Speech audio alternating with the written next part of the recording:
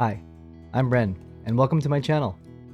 I am a Canadian podcaster with a passion to form connections with individuals from all walks of life. On my show Connections, I explore the world through my guests' unique perspectives while gathering an insightful understanding of how they interact and perceive life. That is a really good question. Oh, that's a good question. That's a really good question. That's a great question. I ask questions that focus on uncovering stories of humble beginnings, But I was like 13th place out of like 300 kids. triumphant successes, I used to swim for the Junior Australian Olympic trial team. motivations, I just built up that confidence in myself to say, you know what, fuck it, I don't care.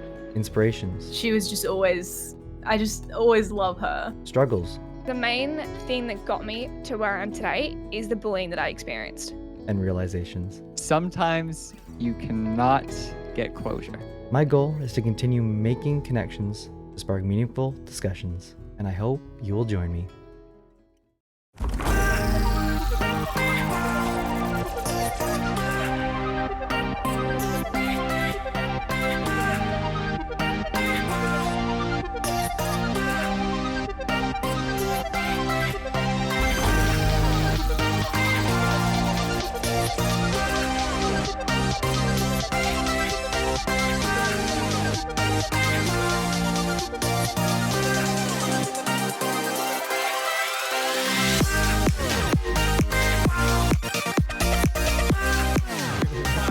It's going great, Bren. How are you in chat? How are we going? I'm good. Or I'm doing well now. Let's just say it was this Rod. My goodness. You guys are What's too up? much. Run with one L. Run with one L. The only one taking the L today is me. Let's be honest here. What's up, Jamsey? Good to see you. Oh my goodness. Whoa, he's hot. Ray, someone get what's it called. I heard Ray talking about how hot it was there. Ray, I think you need to go give yourself a ice bath, my friend. My goodness. Critical, welcome to the conversation. Good to see you. However, Mitch, we do this game that we do at the start of every single Connections episode. Maybe you have never seen it. Maybe someone in the chat has never seen it. So what I'm going to ask is for you to direct your lovely eyeballs to the screen as we play the new, Donovan, I said that correct, the new intros that we have done. They're not too crazy, but I mean, I finally did it, Donovan. I'm just saying. Intro for quick questions. Well, how do you play quick questions, you might ask? I've never been here. Well, this is how you play quick questions. The rules are quite simple. There's 3 of them. The first question is the first set of rules are going to be 10 questions. Number 2 is that the guests, you are going to have 60 seconds to answer every question. And number 3, for every 5 seconds left on the clock, the viewers are going to be gifted 1 sub. So, Mitch, nothing too crazy to you. You don't get any punishment. Except the chat may punish you. That's all I'm saying. So, Nothing new. give me that sub, Mitch. Critical, I like the honesty here. So, chat, can you please spam that love if you are ready? And Mitch, I need to know, are you ready? No, but let's go. Punish Bren for saying Ron. Brax, put away the pitchforks, all right? All right, chat, I need you to make sure that every single time... Hi, Mom. every single time... Oh, hi, Mom. That we get a weird answer from Mitch. I need you to make sure that... He knows it's weird. Just to make sure that he's nice and warmed up and feeling comfortable for this conversation today. Damn, I'm getting that salon hair done. All right, B, I see you. You better be getting that blue hair that I put on that poll on Twitter the other day. I'm just saying. Bren supports cyberbullying. Really though. Who knows? Okay, B. I better get a picture. I'm just saying. That new hairdo. Mitch. Yes. Ready? Ready to go? Yep, go ahead. All right. We're going to start right about...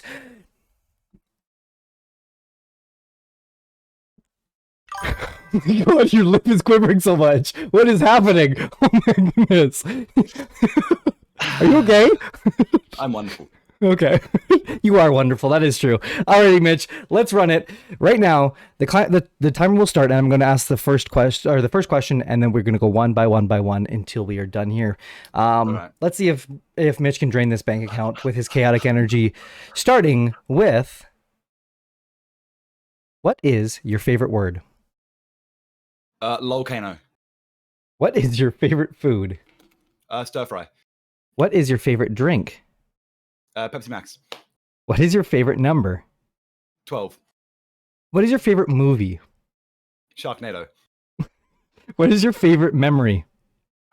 My friend Nora and I are playing a very poor game of cat and mouse. What is the favorite vacation you've ever taken?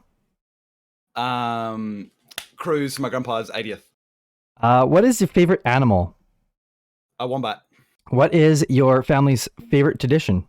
Or your favorite family tradition? Eating a lot of food. What is the favorite gift you've ever received? Love. Does that count? Does it count? Chat? Chat? We'll count it. We'll count it. We'll give it 2. We'll give out 2. We'll give it out 2. We'll give it out 2. But you better explain. Love counts. Okay. Wholesome, yeah. We'll give out 2. That's the most we've given away in a little while. So Mitch, congratulations. I'll give you that one on that. Thanks. Who's giving the 2 out here? So we're giving it out to. Come on, Critical's got to get 1 at least, right? He does. Let's see here. It's gonna be randomly assigned. I'm not giving them out. I'm not giving them out to anyone. He goes random 2B. Okay, so we got 1 to Strangely Specific, who's been in the chat a couple times, and we got 1 from our good friend Santa Quinn. I'm so sorry, Critical. I was, trying to, but yeah, you know what? Oh, thank you, Brax. Did someone say sub? Yeah, we're talking about Subway. Actually, the sandwiches there. That's fine. My luck is trash. Critical, don't go anywhere because we might be having a giveaway. I see Pugs in chat, so there's a very high chance that we might be doing a giveaway today. A very high chance. So just keep that in mind. It's possible that we might be giving away something else, possibly an Amazon gift card. Now we're gonna go one by one and get to know you a little bit better through these quick questions here. Mitch, you said your favorite word was is it even a word? Lolcano. I should be. I heard it on like ABC3 like a long time ago, which is an Australian like TV channel, and one of the presenters like Lolcano. It's just in my mind. Never really looked into it. Never thought about it. Rent free. You want the answers, whether they're correct or not? There's an answer. Hey, I guess if you can say it, I guess it counts as the word technically, right? True. It doesn't have to be in the dictionary. I bet it was Kanye no cap. That's probably. Thank you, Jamsey, for giving the tier 1 gifted to Critical. Jamsey, you a real one. Thank you so much. And you guys are almost at a hype train. You guys are crazy. Thank you so much. My manipulation worked, forehead. Oh my goodness. Ray, you have too many names, Ray. Thank you for the 100 biddies. Appreciate you. And B, oh my goodness. Andy, oh my goodness, what's happening? Someone say hype train? No, you guys said hype train and then bet. My goodness. 69% for hype train. No one else, please subscribe. Unless you're going to 69, 100%, which please don't. My brain can't comprehend that today, please. Yo, Jacko giving a sub to Iggy. Let's go. Nobody sub bet. Really though, everyone's like, sorry, I can't hear you. I don't know what you're talking about. Andy with 100 biddies with the Bible thumb. Oh my goodness. You are too much. Making a level 2. I know, right? Nor, can someone get to that 69%? What is 69% going to include there? That's the real question. Ray put another 100. Ray, jeez. Ray's like, I just need to win this bet battle here. This bit battle that we had before. 68, nice. Right? It's not even, it's at 39 now. So, I mean, Jamsey. Oh my goodness, Jamsey. Thank you. 67 right now. It's like, have you seen that SpongeBob meme where someone's like lightly tapping the hammer on That's what I feel like we're doing right now. Like, we're just trying to like, dink, dink. think to like get to 69 here. This I is, got 15 bits, 10 bits. I feel like I'm like, give me your money, but I also just kind of want to see what 69 because I think it'd be funny. You don't have to give me any more. It's 67 is just fine. You guys are too sweet already. No. I will end the stream. Oh my goodness. No, I actually won't. Because you guys are too sweet, and I would miss you guys too much, and you guys have absolutely made my day today. So thank you so much. Wait, it's a minimum hundo? Is it? Oh. Is it? Oh. It shouldn't be. Scam. Is it? Oh my goodness, no way. Doesn't let you do it. Damn. Who's this shit creator that puts in 100 bits? Hang on. Is it really? There's no shot. Did I really do that? Am I that caught up for bits that I... This, you know what's crazy? Is I was like probably so new to this. I didn't even realize that like what I was doing. Pogs! Oh my goodness! The Indian special and a full metal. My goodness. Thank you, Scamcraw. Brax, chill out. Why is Brax always here when it comes to out me? Where do I figure out where the affiliate? Hang on. Bits to cheer, minimum. Bits to cheer.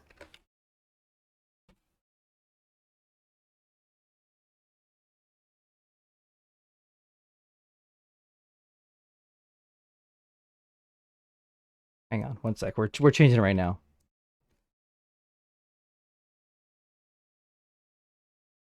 All right, if you got him. What?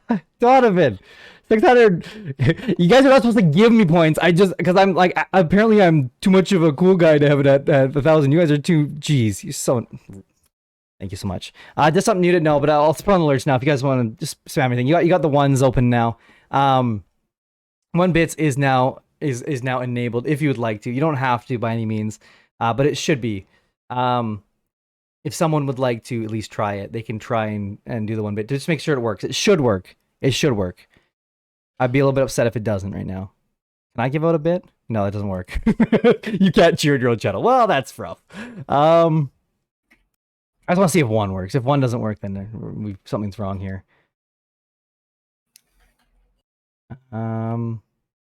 If 3 viewers.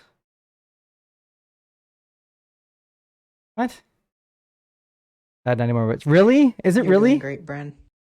Thanks, B. Appreciate ya. I don't think so, but you know, I'll take the appreciation.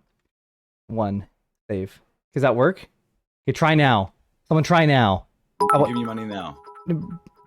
Ray, that's not what I mean. Ray. 1. 1. 1. Oh my goodness. Whoops, doing zeros. Ray just went boom. Just 0, 0, 0. There we go. There we go. Thank you. I'm glad it works. Thank you guys. That hype train is still going. That hype train is at level 3 now. And we're still pretty close to 69 again. Yes, sir. It's only 12% away. I'm just saying. Wait, what does the percentage go off of? How does Ray know how he can get to it? That's my question. That went up 10% with 200. So chuck in 20 or 40. I think chuck in 40 and it should be correct, right? Is that... What? Am I a big brain mathematician? I don't know. Are you? 20? No, 68. It is 40. It is 40. Don't slam your desk, please. We've already seen how that plays out. Okay, all right. No desks. There it is. Nice little chipping away. Congratulations, chat. You made it to a level 369 train. A level 369 train? Ginormous brain. Yeah, exactly, Jacko. That is one of the most watched clip on this channel is Mitch. Ginormous brain. And then just going into like oblivion of just not able to do anything. So, pose for the camera, B. Is that good? How would those be? Am I killing it? What are we posing for, B? I'm confused. I think I'm gonna find out later. That's right. Got it. Okay, perfect. Good. Ron with the big L. No, Ron has no L's. Neither does this guest either. Thank you for the 69, level 369 train. You guys are too sweet. Thank you for the 69. Yeah, thank you for Very good. 69. Nice. I'm going to be turning off alerts unless you guys go into some crazy spamming again, but probably not. Which is okay. That's totally fine. This is a Lurkers podcast, so don't feel like you have to. We're gonna go through the rest of the things here. You said Lolcano. You said your favorite food was stir fry. Mm-hmm. What? Sell me it. Sell me it. Okay, it's just good. It's just stir fry is good. So you start with ideally I'm a chicken kind of guy. Chicken's good. Chicken's basic, but it's also because I can make it myself. That's what makes it so much better. A little bit of stir, chicken, chuck it in the pan, cook it however you want to. Whether you want it raw or not, that's up to you. I'd recommend not raw. Then you get some Hokkien noodles going. You get a variety of frozen vegetables or cut vegetables, whatever you want. Basically, 3 different things. Plop them in a pan. Get some sesame oil, some soy sauce, some hoisin sauce, some oyster sauce, and you're done. Whip it up. Yeah, My goodness. yeah, it's just good. It is good. It's Stir fry is good. amazing, and I will definitely say that. My goodness, Andy and Pugs. Andy with the gives us up to Nor, and Pugs with the Pride 69. That rolls off the tongue very nice. I like that. Thank you for the bits, everyone who did it here. 1900 bits. Or well, I should say 1910 bits, I should say, and the total of 7 gives us up. That might be the biggest hype train we've ever had here. So thank you so much. Right? Exactly. Thank you to all you conductors. Get those hype emotes. I want to see them in chat. You've got them. I see the choo choo hands one, choo choo high. I like those. All right. Thank you so much. You guys are all too sweet. What? Mom figured out how to gift subs. Thank you, Mom, giving away Tatum a sub as well. Thank you so much, Mom. Appreciate it. W Mama, exactly, Brax. Couldn't have said it better myself, Brax. Exactly. My goodness, you guys are too amazing. Thank you so much. I really do appreciate it. Like, I really do. Mitch, you said your favorite drink was Pepsi Max, and I see on your about section, Mom, what are you doing? Why do you keep on giving out subs?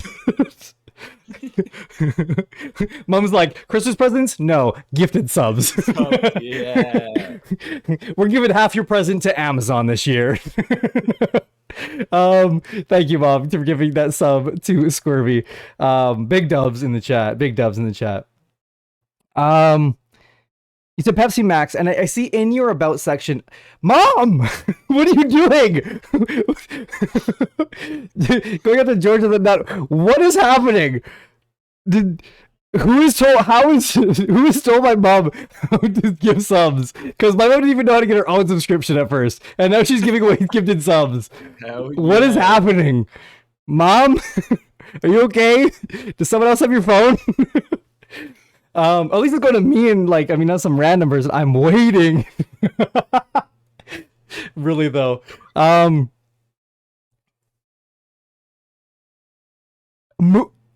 Bro. Mooncake? That's your first thing you say in chat? Okay. 100 bits, here you go. Can you imagine just someone walking by in the thing and just here you go. Here's Here you go. here's $1. Just giving you a whole $100 like a $1. Here you go. Just what? Okay. Doesn't say anything, just okay. Bye now. Hi Mooncake. Yeah, exactly. Hi Mooncake. I mean, Mooncake, we're okay with hellos. Hellos are just great. You don't have to give me money, but thanks. Good to see you. Thanks for joining the conversation. Let's get through this conversation without my mom gifting another sub and breaking my what I was saying. $4 closer to a Lambo. Thanks, Mooncake. Yeah. You're the resident sugar mama. Okay, Mooncake. I see. One of the few. What? Sorry. She's one of the few sugar mamas. Oh. Well, Well, Mooncake, you're very welcome here. I need a sugar mom. I have a mom. Now I need one with some. Mom's very loving, so this is not. I'm not getting myself out of this one in a good possible way. My goodness. Next question. So we were talking about your favorite drink Why are you yelling at me, Brenko? Did I do something wrong? No, you're just giving a bunch of money to me. You didn't do anything wrong. I love you. It's just kind of crazy. So the Pugs, Alyssa is in full, like, she is totally okay with me having a sugar mama. That is okay. She is totally okay with that. If that's funding our rent, fine by her. There is no problems at all with that. I don't take foot pics for free, though. I will say that there, Mooncake. So I'm sorry, but we're very welcome to. We're very happy to have you here. Your favorite drink, you said, was Pepsi Max. I saw on your about section of your Twitch that you put that Pepsi Max over Coke. Please do explain. Both great cola tasting beverages. However, out of the two, Pepsi Max in a can has less than 2 calories. Coke has about 240. And as a man trying to slim down a little bit and also still consume an excess of carbonation, it's the best of both worlds. Really do get the best of both worlds. Of both worlds! You said your favorite number was 12.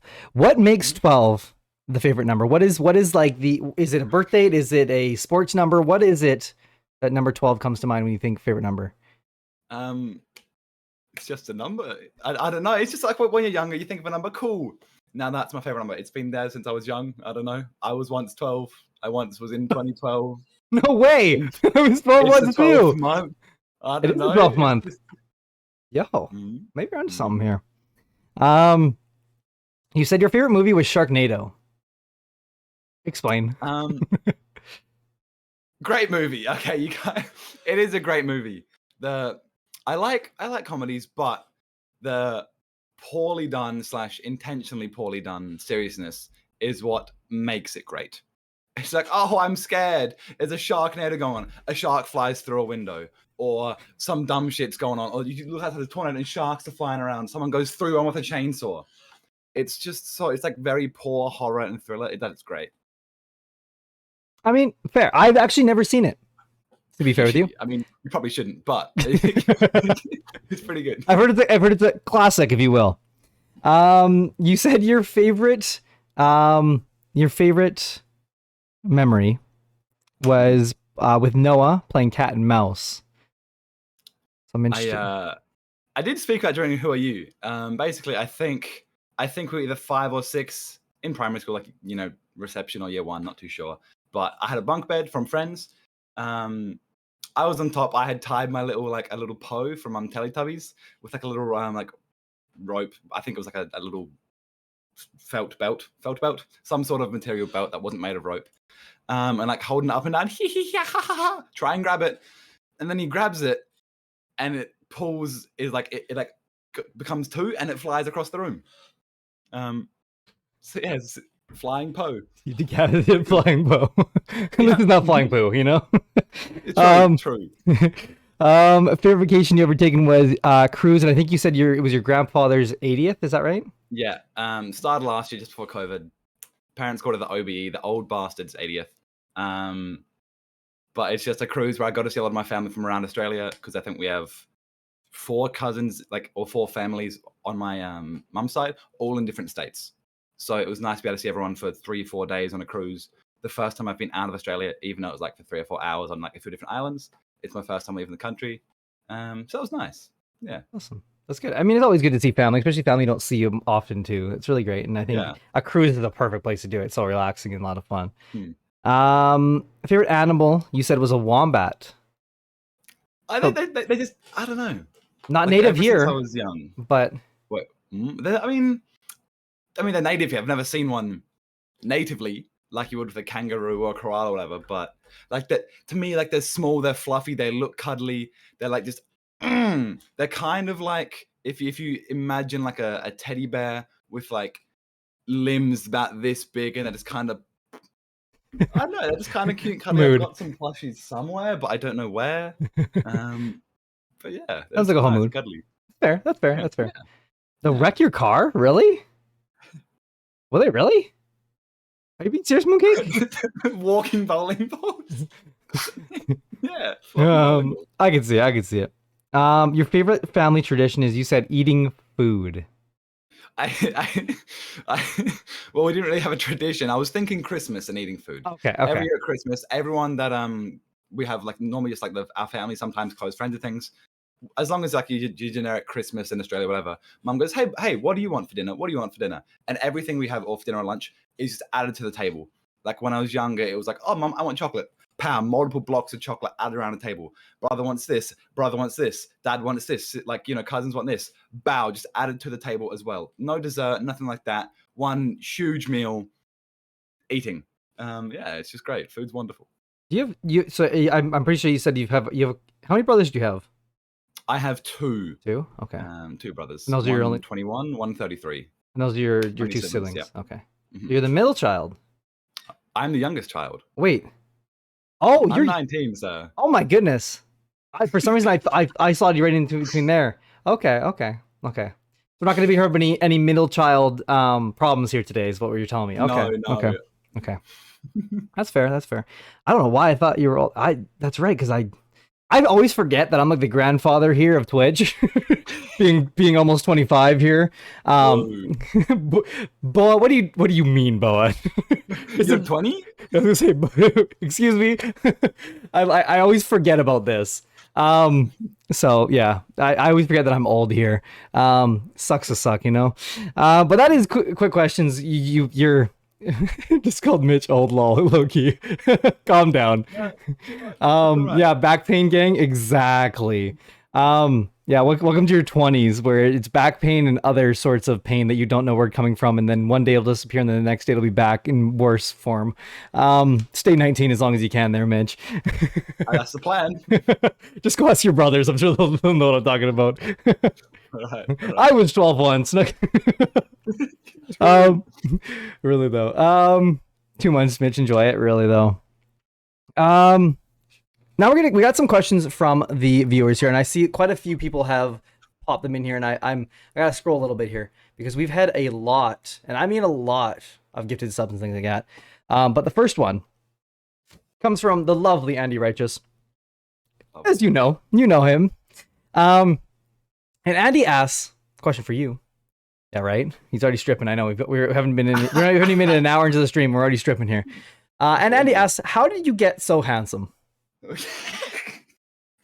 I don't think I am, but I think the weight loss does help.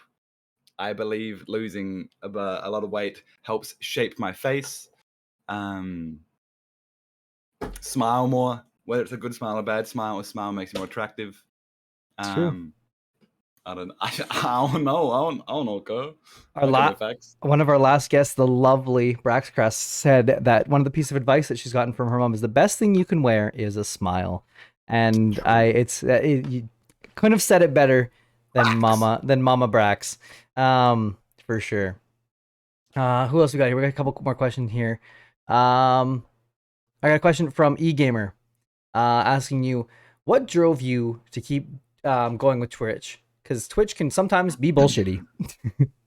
I'm not too sure, because most people who know me know I've been streaming for a long time. Like Crit is one of my viewers who I met, I think, my first 24-hour stream like 14 plus months ago.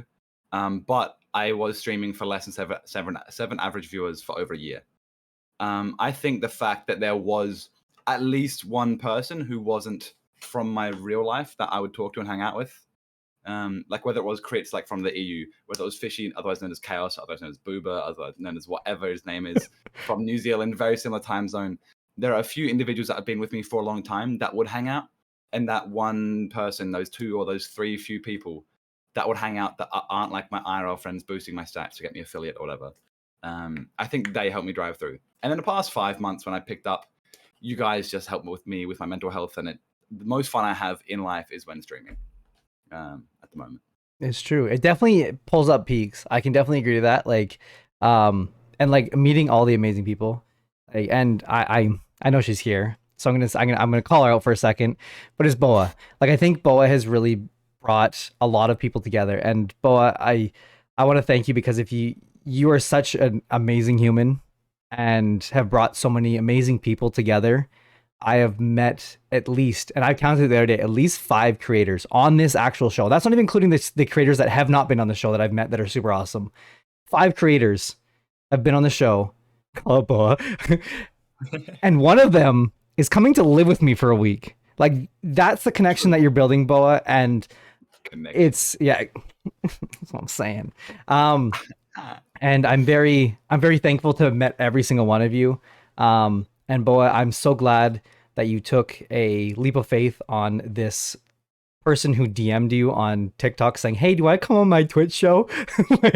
like, and not knowing really anything about it, but giving me the benefit of the doubt, and then telling all your friends about it. It was stealing the idea right from under your nose. Yeah. I want to thank you, Boa, because a lot of this past couple months I owe to you for meeting lovely, amazing people such as this one, and I think is even more so as this one. You literally picked Mitch to be on Who Are You? True. And I will say, I don't know if he was hard digging his feet in. I don't know if I would go that far, but I will say, as I asked Mitch before he came on Who Are You to come on Connections, and he was a little bit hesitant. Then he came on Who Are You, and then all of a sudden he was like, "Yeah, sounds good, great. I'll be out there. What day? Let me know." Really though, yeah. So, Donovan, hopefully she does that for me when I take over Connections. Laugh at so shut the fuck up. Oh my goodness. So yeah. So. Yeah, no, I think there's definitely that as well too. And I have one more or a couple more questions here from chat I'm seeing here. The next one comes from Donovan. Mhm. And no one escapes this one, Mitch. And neither do you. Okay. Toilet paper. Over or under? I mean, over just makes sense. It's just a little bit easier. I don't really have a preference. It doesn't matter that much. You got to stop whining and bitching. But yeah, over compared to Thank you. under, I think so. Bitching. It's just the way of life. All right. And hydrate here. We got to hydrate from Boa. Thank you, Bo. Yeah, exactly, Boa. So I'm saying, exactly. Over always. There's no Oh. such. What do you mean? And no other option. Thank you, Boa. See, Boa, this is why we really get along, you know? Yeah, so as far as sideways, Ray just doesn't wipe. Oh my goodness. And then this is grown legs here, so and some other things here, which is just which kind of leads us to kind of more questions onto the toilet paper thing. You can really get to know someone about how they put their toilet paper, and that goes on to just pull the pressure washer. Yeah. I mean, you're clean, right? I mean, yeah, your organs will be clean. But the oh my goodness. Then from toilet paper, that this, like I said, has grown some legs here. Is when you're wiping, are you scrunching or are you folding? Folding, 100%. Okay, I saw you already folding it. Yeah, if you fold, there's a little bit of extra thickness and security. And then if it's a ghost wipe, a cleanish wipe, you can then fold a second time and reuse. If you scrunch, who knows where your hands or fingers are going? You don't know how thick that is. Like, I don't know if I'm rocking 1 or 2 ply, but I don't want to have one layer in between my hand and what's going on down there. Right, Brax. No. Yeah. Brax has kind of got the nickname of Dookie Nails now. I mean, it's fair enough. I can see why. Brax just likes to live on the edge, if you know what I mean. So, and then the final thing. When we're wiping, are we wiping front to back or back to front? See, I've thought of this a lot. I think when drunk about 2 months ago, Mango, after coming on Connections, came in and asked me about 4 a.m. after I had some drinks. I've conversed with a lot of friends, and it changes, but I think, like, as a male, it doesn't matter as much as it does as a female. Correct. Because we've got a large bit of a plot of land in between the front and the back. You get me? There's a decent bit of land there. If there's an extra pull or push, you ain't getting messy anywhere. But what I've come to terms is you go towards your elbow. If you're going back to front, you're going down the front like this. If you're going backwards, you're going front to back like this. Like, you always go to elbow. I'm normally a front to back kind of guy, though. Hang on. Wait a second. You push poop? Hang on. You just opened a new thing here. for males, I'm specifically males, or male genitalia. My peers love the chat, really. People, do you ever wipe in front to back? Like I'm talking like in front, yank the boys up, and go. Like, Are you like saying you start front and push? yeah. Yeah. Now, see, pushing is weird here. If you push, you're a wrongin. If you go front to back, whatever you do, you got to go to elbow. You got to pull. Hi, Lux. You came at a weird time. No, because listening to on speaker but yelling male Male genitalia, specifically. I'm so sorry, B. The salon be like, who the fuck? It's this person who's getting their hair done blue. Don't ask, really, though. Yeah, really. When you come into, don't even worry about it. We're going on to the next question. So you get to know a lot about a person off the way they wipe their ass. I'm just saying.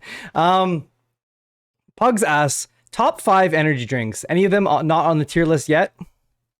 Top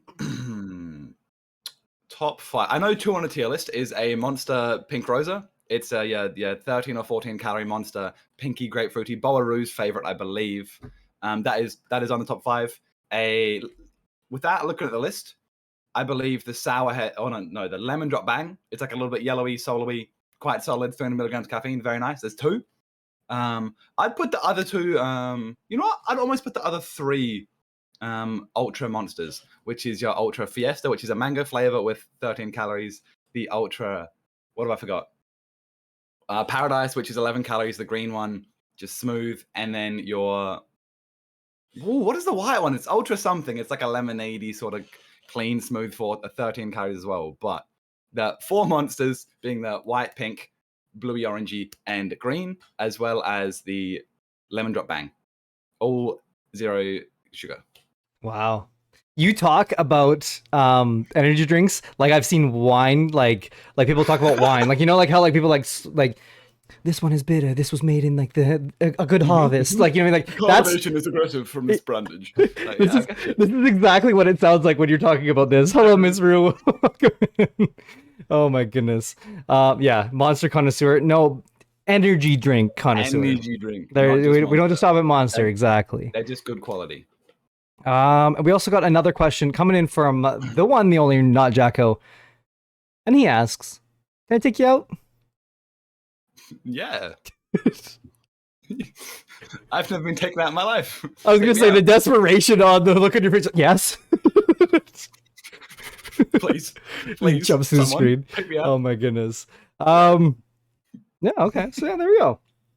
Well, that's the questions we have from the audience. I don't know if we have any more unlocked right now. It might be locked now. I think 5 is the max. I could be wrong, though. But if you have any more questions, feel free to ask them throughout any time in the show. But this is the time where I get to ask you some questions. And that is, what made you want to begin streaming? What was the day that you're like, you know what, I'm going to click go live for the first time and start this journey on Twitch? I'm not too sure what exactly. I knew I wanted to make content when I was younger. When I was like, yes, video games, I want to make a living off this. And I think as I grew older, I'm like, potentially, I think that's in an entertainment industry as opposed to just playing games. I don't think I'm getting to a pro player level, esports level, anything like that. But last year, got my PC, was enjoying things, and I knew my PC was good enough. I spent a lot of money on this thing just before COVID. Before the price, rather, I spent like 2.7 or 8. Without headset, without chair, without like second monitor, without key, like out a bunch of stuff. I think after like a month of owning it, I just pressed live one day. It was a League of Legends stream. I believe I even ended it before the game finished. It's like 20, 30 minutes.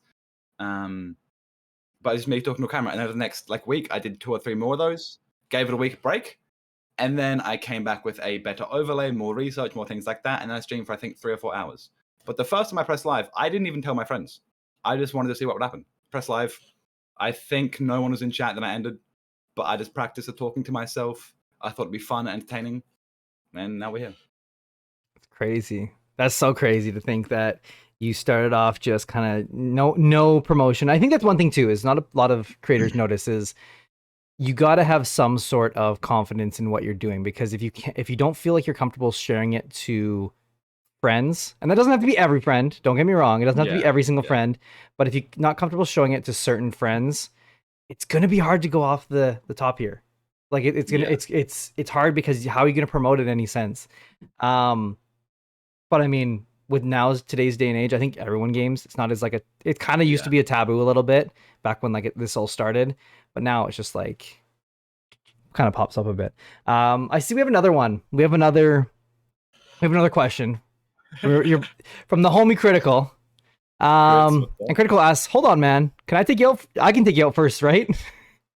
I mean, if anyone wants to take me out and is above the legal age, you can take me out. All right? That means you are taking me somewhere. We are spending your money. You know, I'm just there for the enjoyment. You're taking me out. It's not we're going on a date together. You're taking me out. All right? Sure. Bugs goes, "Can I take you out with a bat?" I mean, Oh my goodness. maybe not, but Oh, and look at that. My girlfriend has answered the chat. Brengron needs to take me out. Hi, babe. Hope works well, going well. Oh my goodness. And then what is the TLDR version of your life? What is the from little Mitch with one L growing up, coming through? What do the stories look like, piecing together to now, ripping off the head of Poe, flying Poe, to now the Mitch with one L that we know and love that's sitting here in front of us, who are you, and is now on Connections. well, before we get into that, similar to a lot of people I've seen on here, Braxton Bower, what does TLDR mean? I still don't Is that know. not a thing in like everywhere? Maybe it's just a North American thing. I don't know. But TLDR is too long, didn't read. And so basically that is a summed up version of kind of like what is the summed up version essentially of your life? Maybe I need to change that because I've heard that a couple times now, and you're right. B and Brax. Living an enjoyable life, but partially in the shadow or darkness, wanting to let out some somewhat aggressive, somewhat inside ultra male Chad energy, but never really doing so. Coming out in slow spurts is the TLDR of my life. Okay. You're allowed to give more, by the way. You don't have to give too much. Okay, you have to like give like a very summarized. You I can. was going to say that was It very, was very a good brief. summary though. I'll give you that. But yeah, a lot of my life, whether it was playing games, playing sports, hanging out with friends. I mean, most of you know, I like to yell. I like to win. I want to be the best because who doesn't? But in a lot of my life, I was inhibited by this. Like, just like briefly when I was younger, I wanted to play sports. I wanted to play club soccer once I finished primary school. Parents said no. How do I get better at soccer? I don't really. I play with school. We had a soccer academy at our school because I went to a private school. Ooh. But realistically, that never really improved too much. I was sort of like in the shadow, in the background, in the soccer academy as well, because there were other club players. My coaches and teachers were like, Mitch is here. He's not the best. He's not the greatest. Like maybe in my final year of school, they're like, okay, Mitch is a captain. We like Mitch. We appreciate and celebrate Mitch. He's doing great work. He's a good leader, whatever, on the field. And that's like similar to a lot of my fields of life. It's like I wasn't the best at things, but I think I was good or could have been better if I was given the time or recognition or opportunities. But a lot of places I wasn't given those opportunities, I feel. Okay. Interesting. I think oh my goodness, there was the saying, and it's not the saying that like everyone knows. It's oh my goodness. It's oh my goodness. One sec. Let me find it here. I'm gonna search it up here.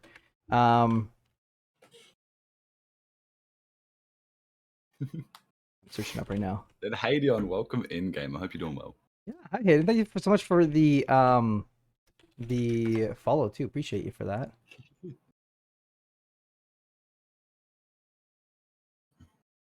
So the saying is, a jack of all trades is a master of none, but oftentimes better than a master of one. And it's something that stuck with me recently because I can identify as that very much. There's nothing I'm really like great at, like if we're being honest.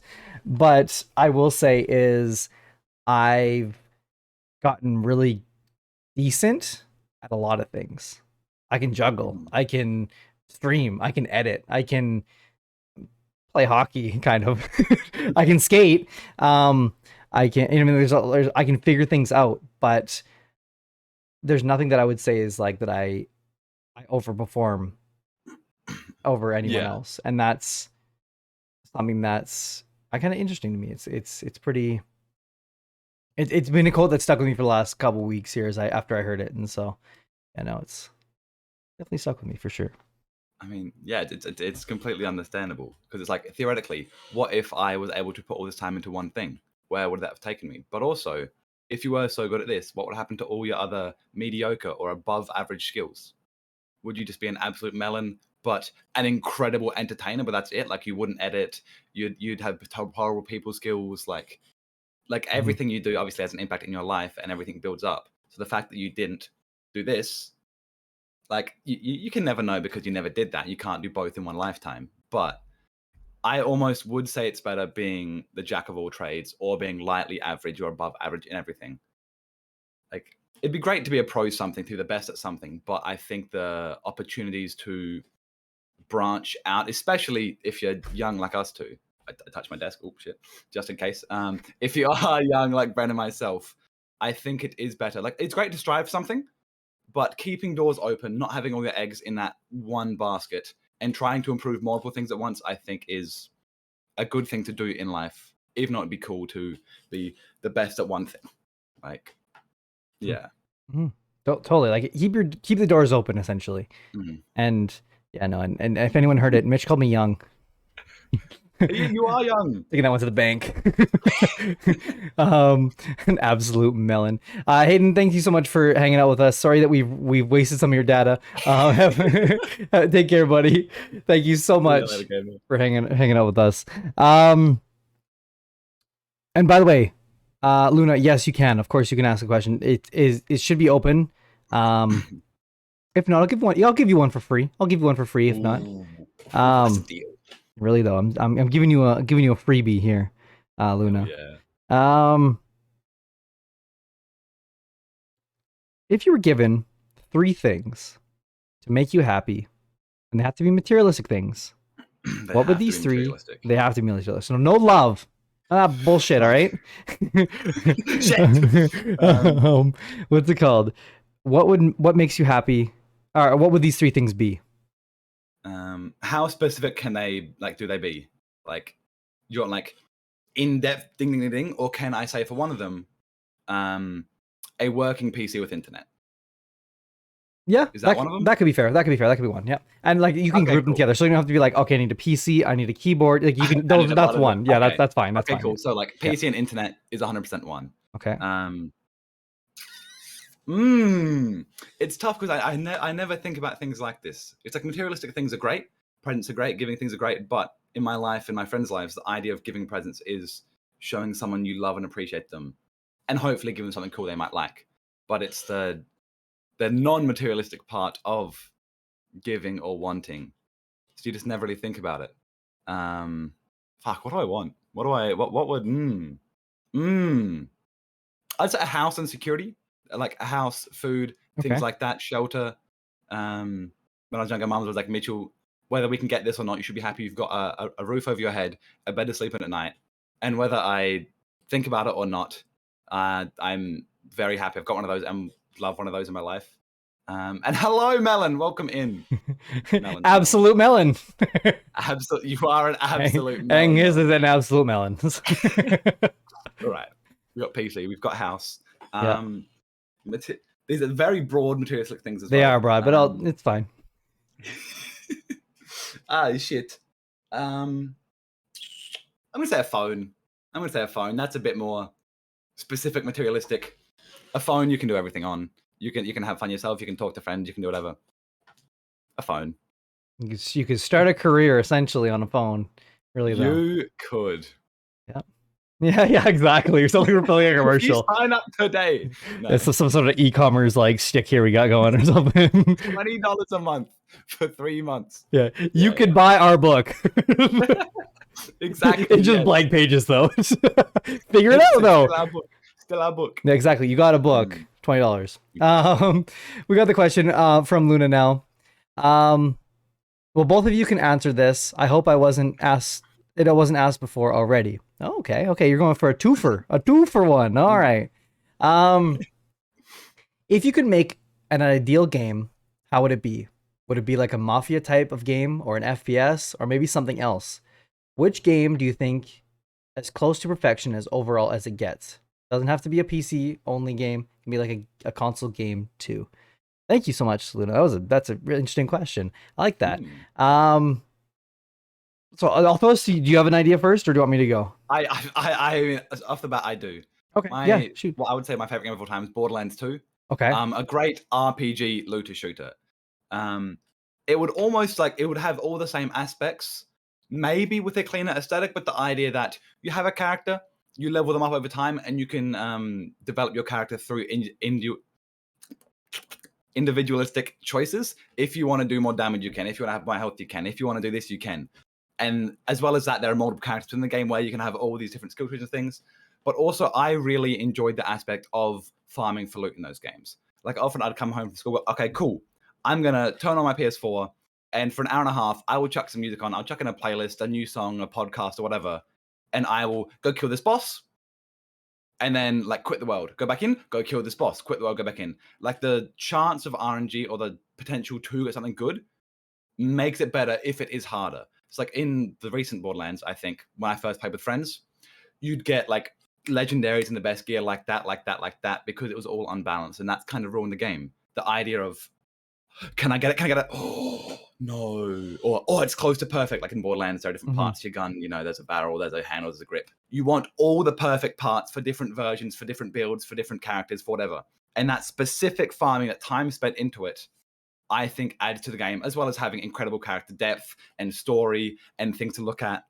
But yeah, that would be my ideal game, something along those lines with a deep grind in it. Okay. I could see that, because I think I'm more interested in games when I know I can get to somewhere in it. Welcome in, by the way, Ozzy. Good to see you. I would say is I'd probably go for something more like a GTA type style game. Maybe a little bit less looting and getting people get killed off in the streets, because it's just I don't know, you ever been on GTA and you just get killed by one of those little flying motorbikes? It's just not fun. It ruins the game. That stuff, that part is the reason why I'm not playing GTA right now, literally. But what's it called? But I think the idea of GTA in some sort of open world kind of scenario, with having kind of side missions where you can do with your friends, and very open world, almost like GTA meets Minecraft. Open world, but it never ends type of thing, I think would be really cool. Yeah, okay. And you can also kind of build, I feel like I'm just describing Rust a little bit, but but I think is this I don't know, there's something like that, maybe less centered around building and more centered around kind of building yourself up. Maybe the better way of putting it would be Minecraft meets GTA meets Sims. The three of them. So you kind of you build a life essentially in this world. I don't know, that'd be kind of cool to me. Because those are top 3 games in my opinion. And to blend them in some sort of way, in my opinion. What is the chat talking about right now? I've seen snakes, I've seen spiders. What is happening, Pugs? What have you done? Yeah, it definitely began with Pugs going, fuck the spiders, I'm coming to Australia. And then it's just gone from there. I love setting my Sims on fire. Okay. All right. We're going to hit you with one last question before we hit up the break here. You don't need to know. I feel like I don't, Pugs. Before we go on the break and do a giveaway after the break, possibly, when we play Two Truths, One Lie. And the last little question I have for you here is, do you have any secret hobbies or skills that most people would not know about you? See, this is it comes back to the jack of all trades things of being average. I don't it's party tricks, secret skills. I'm hyper flexible, so a bunch of things I can. This shit again. Move, or I stand up, my knees go backwards. Oh. I do that, but realistically, it was barely in frame. Let me draw it again for everyone. Was that in frame? Is this in frame? Oh, that's further out frame. That's right. I'm now just twerking in frame. Okay. But back in frame. Besides that, I don't think I've got anything. I can do some push-ups, but that's not really like I did push-ups. I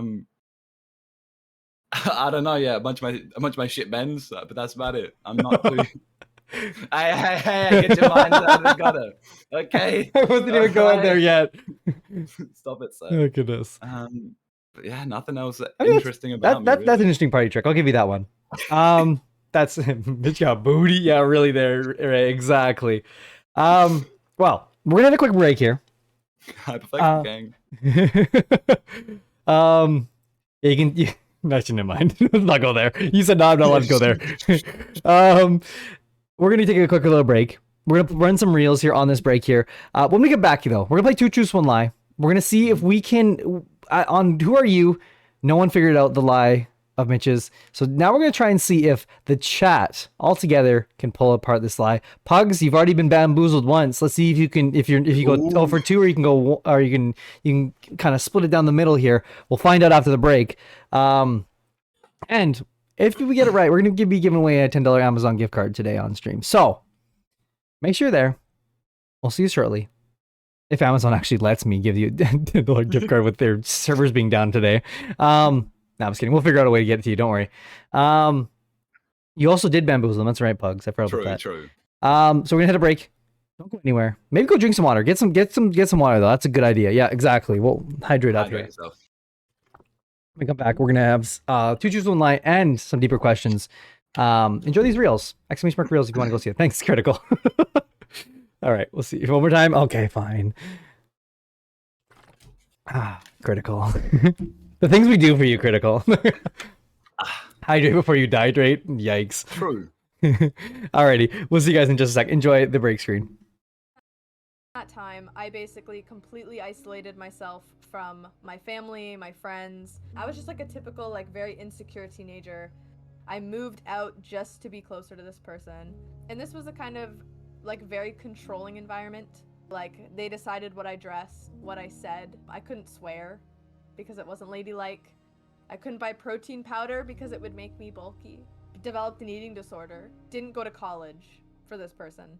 It was a very, very controlling environment, and I moved in with this person when I was 18.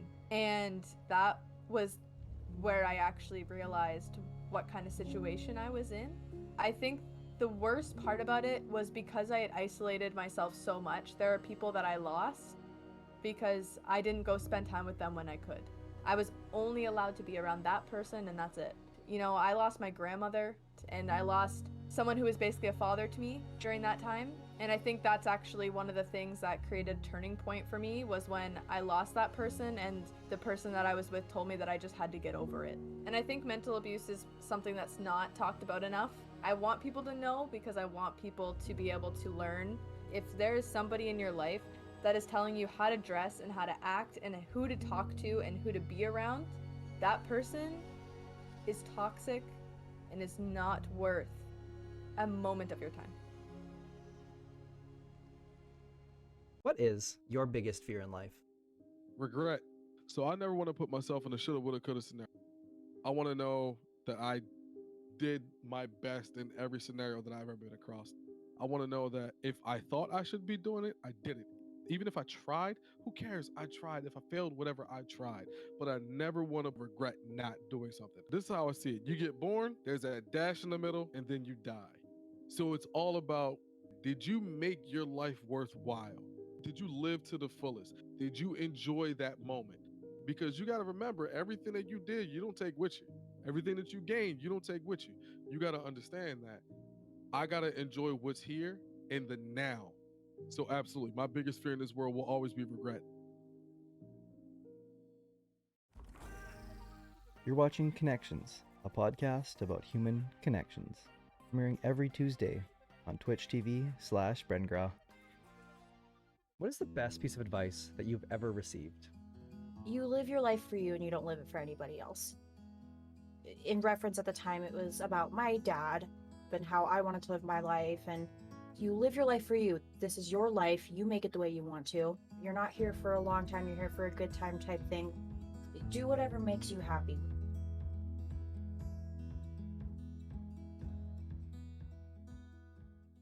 What life-changing event have you experienced? So I was dating a girl, and she just disappeared out of nowhere, and she didn't really tell me why. Her parents showed up. Her mom gave me a letter. I was like, "Oh wait, where is she?" It's just like, she recently passed away. That was like a life-changing moment to me because, like, in the letter it says, "I apologize for not letting you know what happened to me because I didn't want you to be in the same pain where I was going to." Because at the time, she didn't tell me, but she had cancer. I was like, wow, I didn't know what that meant. That explains why she was very distant to me towards the end of the relationship. And what the note says, "I apologize if your outlook on life or love changed because of me. But if you find someone that you truly love, don't let go of them."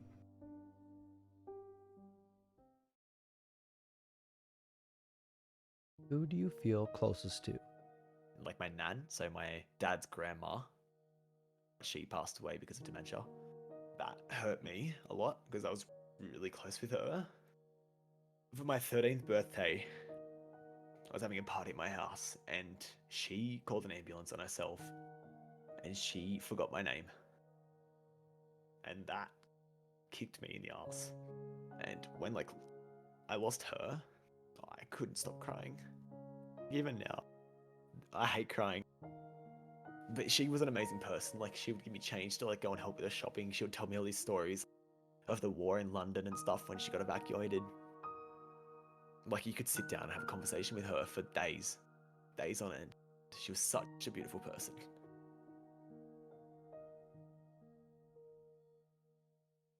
What is a lesson in life that you had to find out the hard way? One of my first kind of really serious online relationships. We spent a lot of time together, very condensed. Due to their home life, they had to take an abrupt exit from everything online. First it was maybe every other day, which was that's a little weird. And then it became 3 days, 4 days, a week at a time. And I just had to sit with that giant question mark. And I got basically a one message heads up after not hearing from them about why things could not continue. And it was just a lot of external forces that caused some issues. All their social media has vanished. They're gone. And I haven't heard from them since. And sometimes you cannot get closure. Sometimes you just have to move on without knowing the answer. If you could ask a single person one question and they had to answer truthfully, who would you ask and what would you ask? And they could be dead or alive. I think I would ask my dad if he wanted to be around more. I feel like I wanted him around, but I never knew how to ask. I always kind of wondered that. And clearly being almost 30, it still kind of eats at me.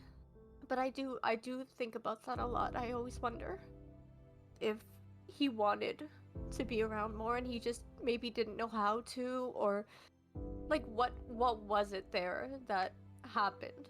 Because I think not only me, but I think my sisters needed him too. I think we needed him and he wasn't there, and I never understood why.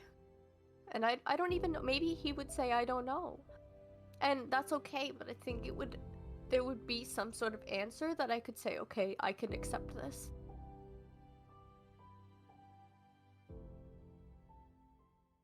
If you wrote a book about your life up to now, what would the final line say? I think it would end with something along the lines of, "And she was happy." I think the ultimate goal of life is to achieve happiness. I hope happiness for every single person. That is the ultimate goal. It just perfectly summarizes it. You just want to be happy in life. I don't have to be big and famous and be filthy rich. I just want to be happy. That's all I want. It's very simple, but I just want to be happy. What is the best? Come on, we had to. Oh, we have a timer going off here. We had to do it on that one. We had to wait till the bow route to go through, right? It just made sense, right? Yeah. I caught you on your phone. Critical. I don't know what you're talking about. Me not giving the guest a countdown. No. um, Yeah. really though. However, we're going into Two Truths One Lie here. This is the second game of the show that we play every single time. Where well, you know what? Let me just show the intro. So I'm gonna ask you to direct your lovely eyeballs to the screen here as we run the new Donovan, you hear that? The updated Donovan, you hear that? I finally did it. Intro to the Two Truths and One Lie. Enjoy. So you might be asking yourself, how do I play Two Truths and a Lie? And I'm here to tell you how we can play it. The rules are simple. There's 3 rules. The first one is the guest is going to provide 3 statements about themselves. 2 are a fact and 1 is a lie. Number 2, the viewers are going to be able to guess the false statement by voting in a poll. If the viewers are correct, one of the viewers will get a prize. You must be in the Discord to claim the prize, and subs will get 5 extra entries. Number 3 is if me, Bren, get the correct false statement, one of the viewers will become a VIP to this channel. So, someone might be leaving here. All right, Mitchell, get me that VIP now. I mean, this is the one that he can. What's up, Cody? It's been a minute. Well, there's captions on Twitch now. There is. Me. Exactly. So, we'll see. Chat has been right recently. Let's see if chat can do it again. And if chat gets it right, we're doing a gift card for $10. If we are sabotaging Brent again, really though. If I get it right, giving away one. I can finally hear you. Hi, Mom. Hi, Mom. So I'm going to give you the floor. Oh. Mitch, to tell us your 3 statements for this, and I'm going to write them down here as you say that as well. All right. So the first statement is: in primary school, I had the main role of Robin Hood for a school drama / play. In primary school, I wanted to be a paleontologist. And in my first year of high school, I had 3 girlfriends. Okay, hang on. I need the last one more time here. In my first year of high school, I had 3 girlfriends. First year in high school. 300. No, those are my 3. Just hang on. Okay, hang on. Paleontologist, is that what you said? Paleontologist, yes. Is that like our past guest Haleontologist? I mean, So first one is that in primary you got the main role of Robin Hood in a play. Mm-hmm. Number 2 is that in primary you wanted to be a paleontologist. Mm-hmm. And number 3, in the first year of high school, you had 3 girlfriends. Do we get to know if they're all at the same time, or should we just leave that for later? I mean, if you know me, you should understand if they're at the same time or not, but we'll just leave that for later. All right. Well, we'll leave that for later. So, we're going to run a poll here. We're about to run one poll. Hello, Mom. I said hi, by the way. I don't know if you heard me. Hi, there's a 3-minute poll on the screen there. You guys are going to guess which one is the lie. And this is, by the way, sponsored by our merch store, which I will run right here as this poll runs here. But 1 being the primary role in Robin Hood play. Number 2 being a paleontologist. Number 3, having in the first year of high school, having 3 girlfriends. But yeah, this is sponsored by Brent's Closet. Oh yeah. Come out the closet today.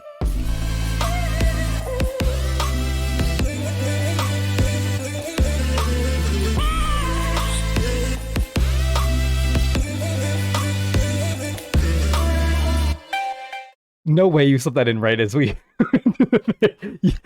It picked it up right before I muted that, which is hilarious. All right, so I need 1, 2, or 3. I see a lot of people going number... I see quite a few people going number 1, which is the Robin Hood play. But I see a very split chat right now. A very split chat. Oh,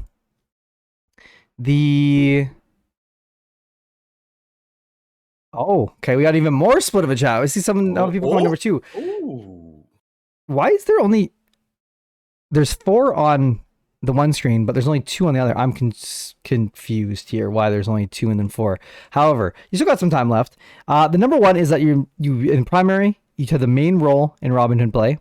Number 2 is that in primary, you were also looking to be a paleontologist, which Mama Lisa, the teacher Mama Lisa, says it is a dinosaur scientist. What you just said that, Mitch, huh? And then what's it called? And then the first year in high school, you had 3 girlfriends. So I see a very, very high rated chat towards number 1 and 2. Number 3 is a little bit there. What's with the bow tie? You look like a Chip and Dale employee off a bender. Oh, Cody. Oh my goodness. Good to see you chat again, Cody. I respect that everyone thinks I could pull girlfriends. I appreciate that from y'all.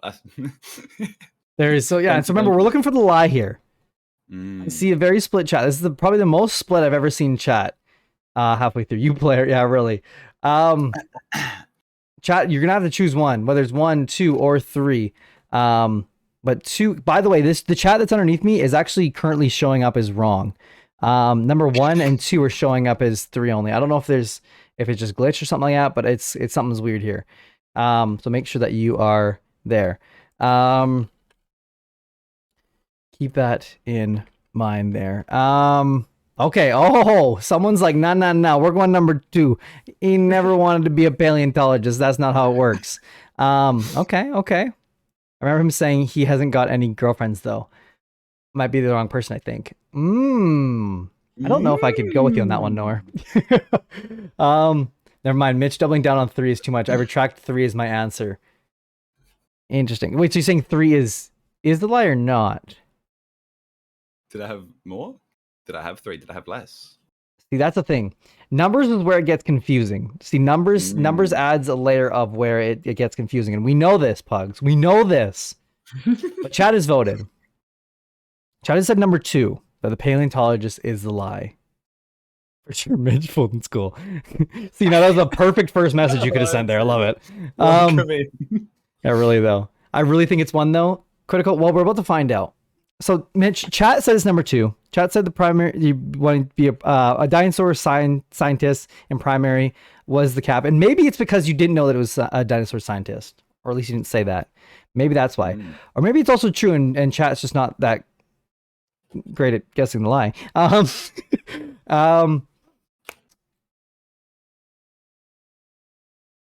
do I want to go chat today? This is the thing. We cover more ground if I don't go with you, chat. I'm just saying. Wait, what's the dinosaur scientist? A paleontologist, Luna. Look, listen to me, Critical. What do you mean Critical? Number 1? See, that I've never been so far off of guessing one Critical as number 1 right now. I'm glad you think it, and hey, you can stomp on all of us when you get it right. He probably wanted. I thought I was. Boy, the fishes. Ray, can you spell? I didn't even know that was a word, bro. Yeah, really. Interesting. Okay, you know what? I'm not going to go with chat again today. Ooh. I need the soundtrack every time we do this. With the squeaky chair in the background too. What's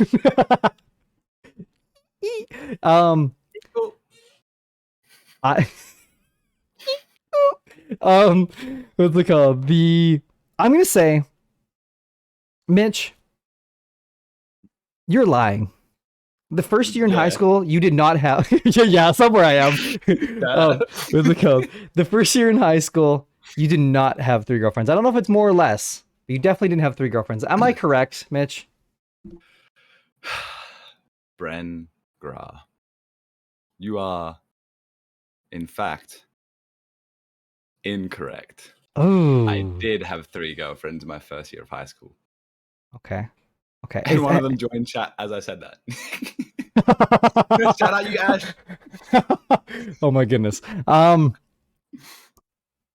Is the chat correct with number 2 saying that in primary you wanted to be a paleontologist? Is that a lie?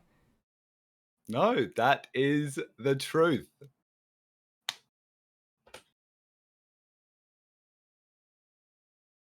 Sheesh. You played a tree. What? Did you really? No, I did not play a tree. Okay, so the first one was a lie. I was in a play, and it was a Robin Hood, but I was King Richard Lionheart, or as my mum liked to call me, King Dick. Not Mom. Robin Hood. Thanks, Mom. Robin Hood. Robin Hood. Robin Hood, that's me. My goodness. I think I just win. Critical. See, it's true. this is where if you didn't have a sub, that I would have given you a sub, because listen, you should have listened to your boy. What can I say? Critical, you're right. I should have. Really though. Wow. We have this is the last time we've gotten the whole chat has been played, and I've switched with a different one. Was the Sweet Mango episode. So, yeah, that's, I will say, pretty impressive there. For that as well. I'm good on you. I'm sorry, unfortunately, chat, we will not be doing a giveaway today, but we'll still be doing something in the Discord after if you guys are interested here. Mitch, was I right that you'd be keen to play the main role? Yeah, that's a good question. I believe so. Yeah, I didn't want to sing. I wanted to act. I wanted to be on stage, but I wasn't a singer. Like I did choir like back in year 4 or 5, but then voice broke, and I'm like, we're staying away from singing into a microphone. Yeah. Okay, that's fair. Moon, I agree with you. Canadians are pog. I don't know why that came out, but I will take it. Hey, but they are. That's true. So let's go through these here. So you said, goodness. All right, let's go to the first one. So obviously you said you were in a role, but it never was a. It was Robin Hood. So we got that one. That's a lie, obviously. Number 2, primary school. You want to be a paleontologist. First off, do you still want to be a paleontologist? No. Okay. Where did the passion start? Where did it end, if you remember? It started with friends and family. Like I had 1 or 2 classmates who wanted to be paleontologists and told me about it. Like, whoa, you can study dinosaur bones and dig shit up and experience stuff. Like, whoa, that sounds cool. So he wanted to be one. But then also, I had a family friend who was a few years older, and with my brother being a year and a half older, they were both into it as well. So I think maybe through like them talking about it, them communicating, I'm like, oh yeah, it'd be cool if I was one too, because my brother has explained why it would be cool, I guess. And I remember that being like a year 5 of high school. It's like it's like primary school, year 5 of primary, not high. I was 10? 10? Yeah, 10-ish when I wanted to be a paleontologist. Yeah. Okay. And did it ever come out, or just, no? Just kind of like I wrote it down somewhere. I think in like an end of year like summary, or like a when you finish like primary school, you look back in memories. I remember writing it down somewhere because I had to get my mum to help me spell it. Fair. I get my mum to help me spell it. Spelling paleontologist. Imagine if we made Donovan spell the paleontologist when he's writing out the two truths one lie. That would we're getting shit for that one. Oh, shit. But yeah, it never really went into anything. And then when I graduated primary school, which isn't really anything, I said I wanted to be a YouTuber. Which 9 years ago? That's the start of the content creation entertainment guy. Okay, all right. Look at that played out. And then in your first year of high school, you had 3 girlfriends. Now I need to know: is it all the same time? No. Okay, thank goodness. No. Thank goodness. Okay, I was making sure. Like, I mean, if people are swinging that way, I guess if everyone's okay with it, I guess. But like, if not, let's just put it that way. It was, so what's up, Beetle? Obviously, I'll go into it. But first of all, this is year 8. I'm 12, just turned 13, sort of thing. Okay, so like this is year 8, start of high school. In year 7, as we graduated, I was talking to a girl. We're not going to say names. That's probably a good idea. Probably a good idea. This is going to be on YouTube and Spotify after, so it's probably a good idea. Yeah, true. I was talking to this one girl. She was lovely. She was fun. She was cool. Year 7. She was just a good bloke, probably. So we're talking for a long time, but it was like slow. It was slow. Mitch ain't moving quickly. It was slow through the end of like year 7, slowly through the holidays, slowly through high school. But then in high school, in my Italian class, there was one girl who I'd sit next to. I wasn't interested or anything like that, but after like I think the 3rd or 4th week of school, she asked me out, and I'm like, yeah. So I'm talking to one girl. Mitch is a player. I'm talking to this one girl saying, oh, I want to date you, whatever. I go to high school after 3 classes of Italian or 3 weeks of Italian. I get asked out. The next week, I break up with her. Oh, the week after that, I get with girl number 1, the one I wanted to be with. Oh, and then we, like, once again, year 7, 8, doesn't really matter. We dated. I saw, like, because we went to different schools, I saw her 4 times in 9 months. I don't remember how I broke it up. I don't know. I believe I did. It was most likely over text. I was 13. Which is gold. And then once we split off, the lovely Ash Gurnett in chat was number 3. We held hands on a bus once. It was really hot and sweaty. And then our homeroom teacher / science teacher was like, guys, just remember, I can see all of this. You shouldn't be doing that. And then I broke up with her over text as well. See you later, Ash. Wow. But Ash, I'm still very close with Ash. She's a good bloke. And She's Ash close still to stuck around after all of that. Exactly. Ash, you a real one compared to. No, I was kidding.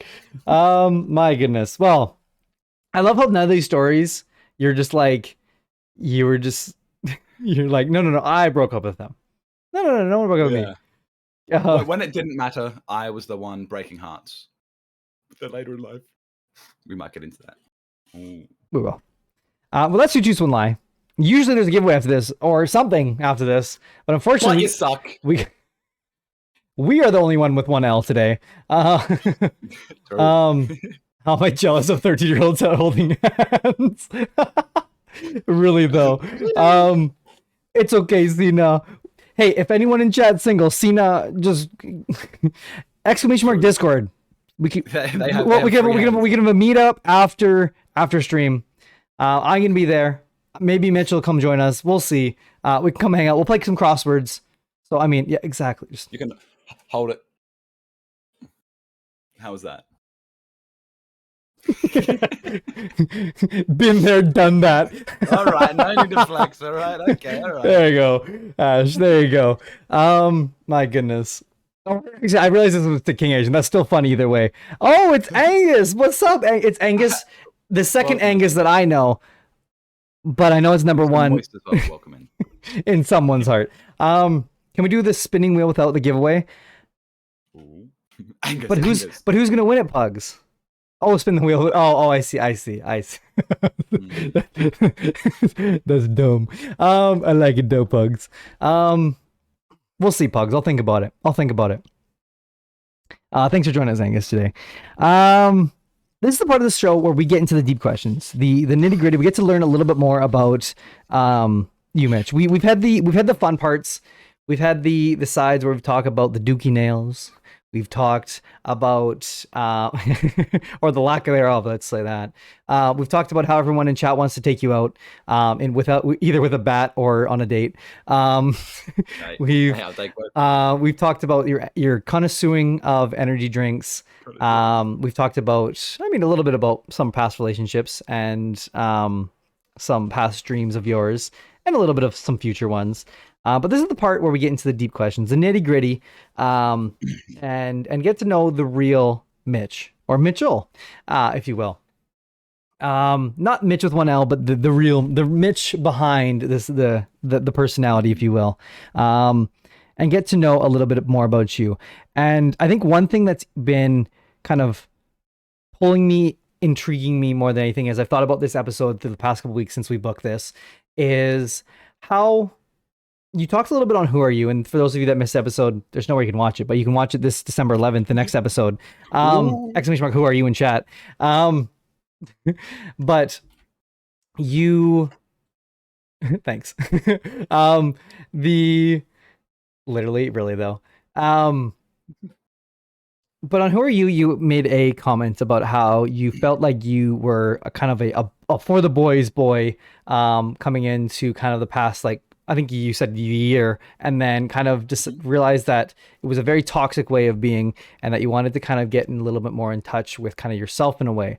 And so I wanted to kind of ask you kind of where you were at and what kind of pulled you into that point of where you are now, of kind of being a little bit more understanding of the, if you will, kind of your own emotions, I guess. I've mentioned it before, and she's in chat, but I believe this all started by being inspired by Boa. I think after streaming for such an incredible, like almost a year with minimal growth, with like I had friends and like things like that, but the connections weren't as solid. After then finding Boa and seeing the connections she had with her viewers, what she had like with her stream and things like that, but also the what appeared to be like happiness and healthiness and success in a way that came from that inspired me to change how I think about streaming. Like I started off like entertaining, ha ha he he. I play games.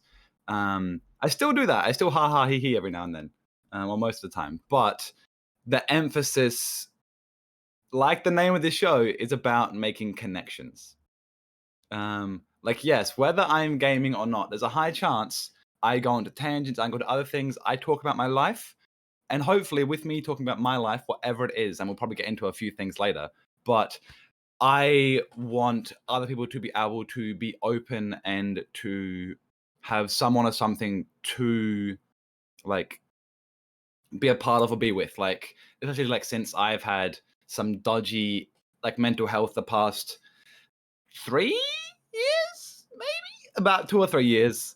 A lot of those times, whether I have someone or not, I feel like I have no one. Like you know, a lot of you guys might know out there when you're in a bad mindset, when you're in a bad headspace, the first thing it's not like, hey, let me reach out to my parents and my friend because I know they care. It's fuck, no one cares about me. It's I'm sad. I'm gonna lie in my bed. I'm gonna complain to some teammates in League of Legends and tell them their shit at the game. Like, yeah, the instinct is never to play it safe, be smart, and use your brain. So I like every stream, every second stream, I want to like advocate that.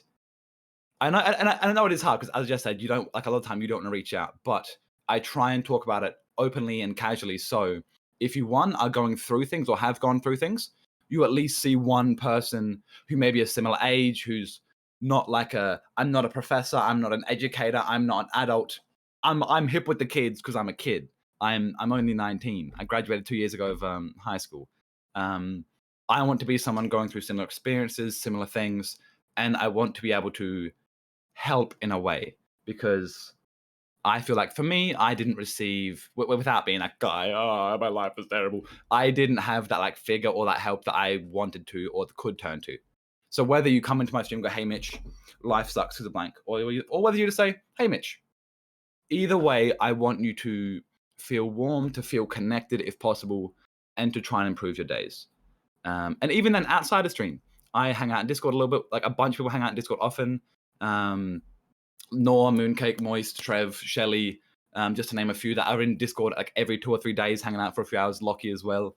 I want to create a community where whether you're actively looking and going, "Hey, I need help," or you just want to be a part of something, there is something for you. Ideally is what I want to be, as well as having fun. Fun is great, but within that fun, I want something to be there for you guys. You know what I mean? That's and I learned that initially from the Bawaru, from Ash. Initially, learning her, finding her and learning what her relationship, like her chat was.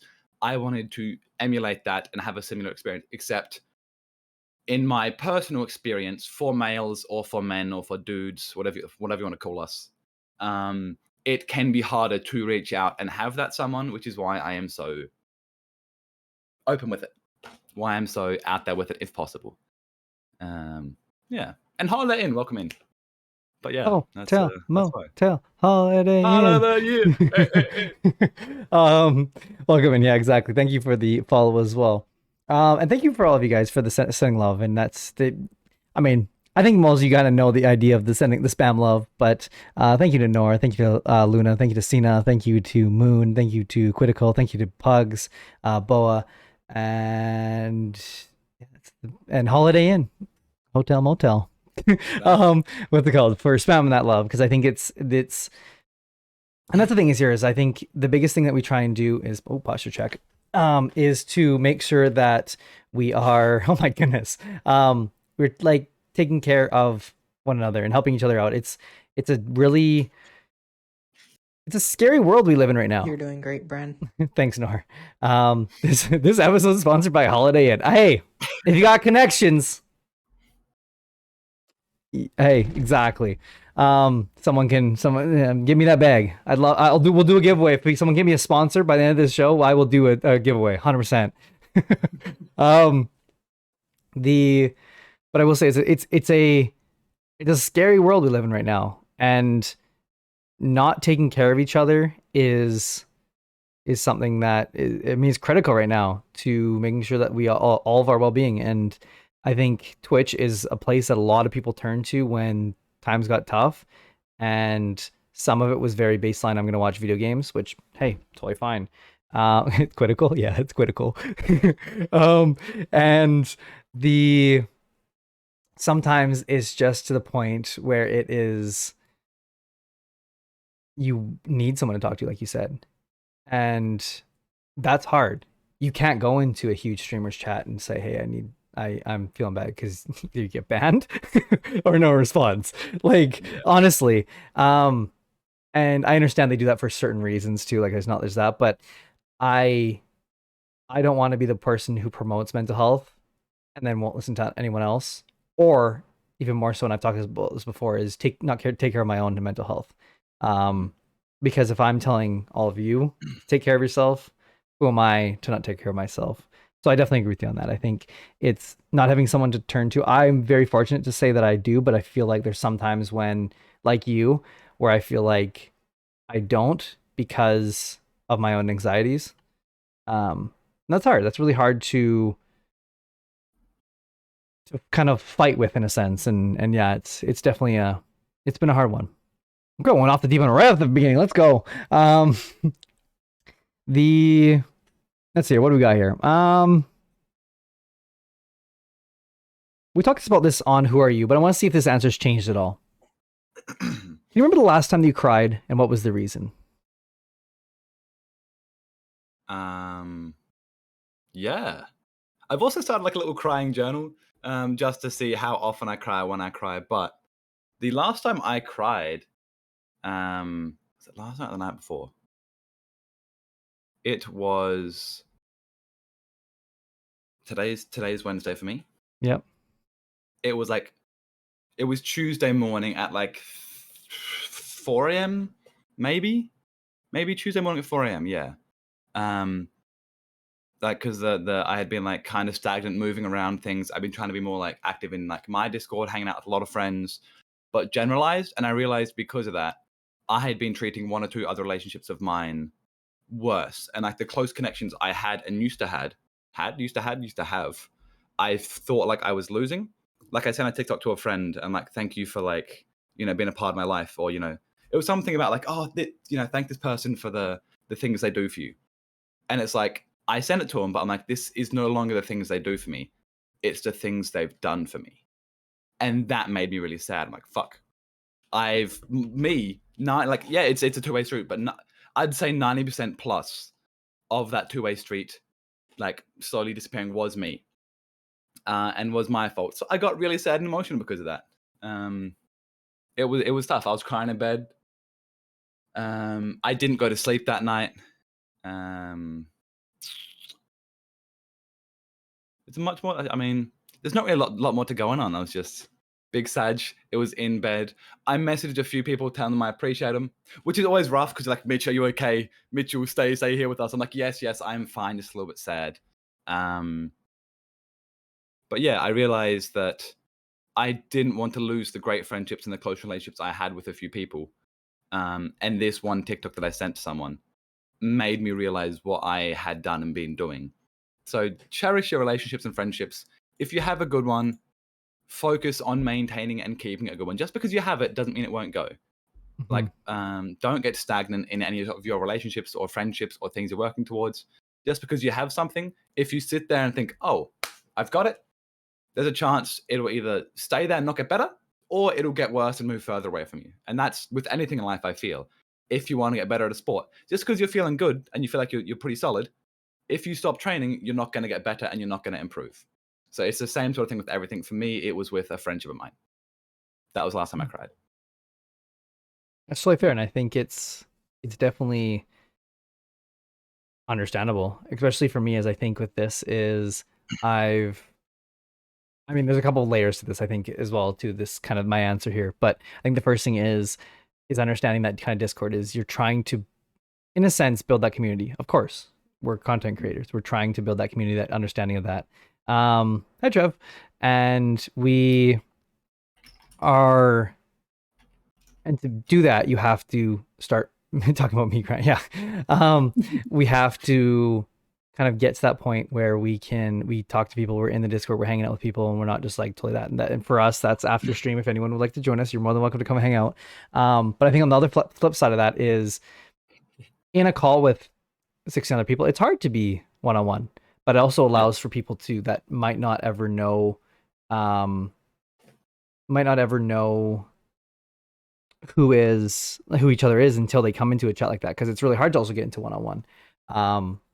So yeah, so I can definitely understand that as well, in that kind of that relation to not having that kind of closeness, if you will. So I see Luna put a message here. Cried right before I came here, but I've learned it's okay not to be okay. This community always makes me feel better. That's perfect, Luna. And that, like, I look at everyone sharing their stories. That makes me so happy. And I saw Pugs also said that they cried for one of the first time in years a couple weeks ago, which is like, I think I'd love to normalize talking about it. I think it's important. I think it's really important to talk about people struggling and stuff like that. And it's another emotion. It's like smile. You know what I mean? Like, it really should be compared to as smiling. It's emotion we feel. It's maybe not the prettiest one, but it's one that we all have at some point in our life. I don't think there's anyone that's ever gone their whole life not crying once. Whether someone's seeing it or not. And yes, of course, there's people that are very similar to what Pug said, and I can definitely relate to that as too. Is I'm not much of a crier.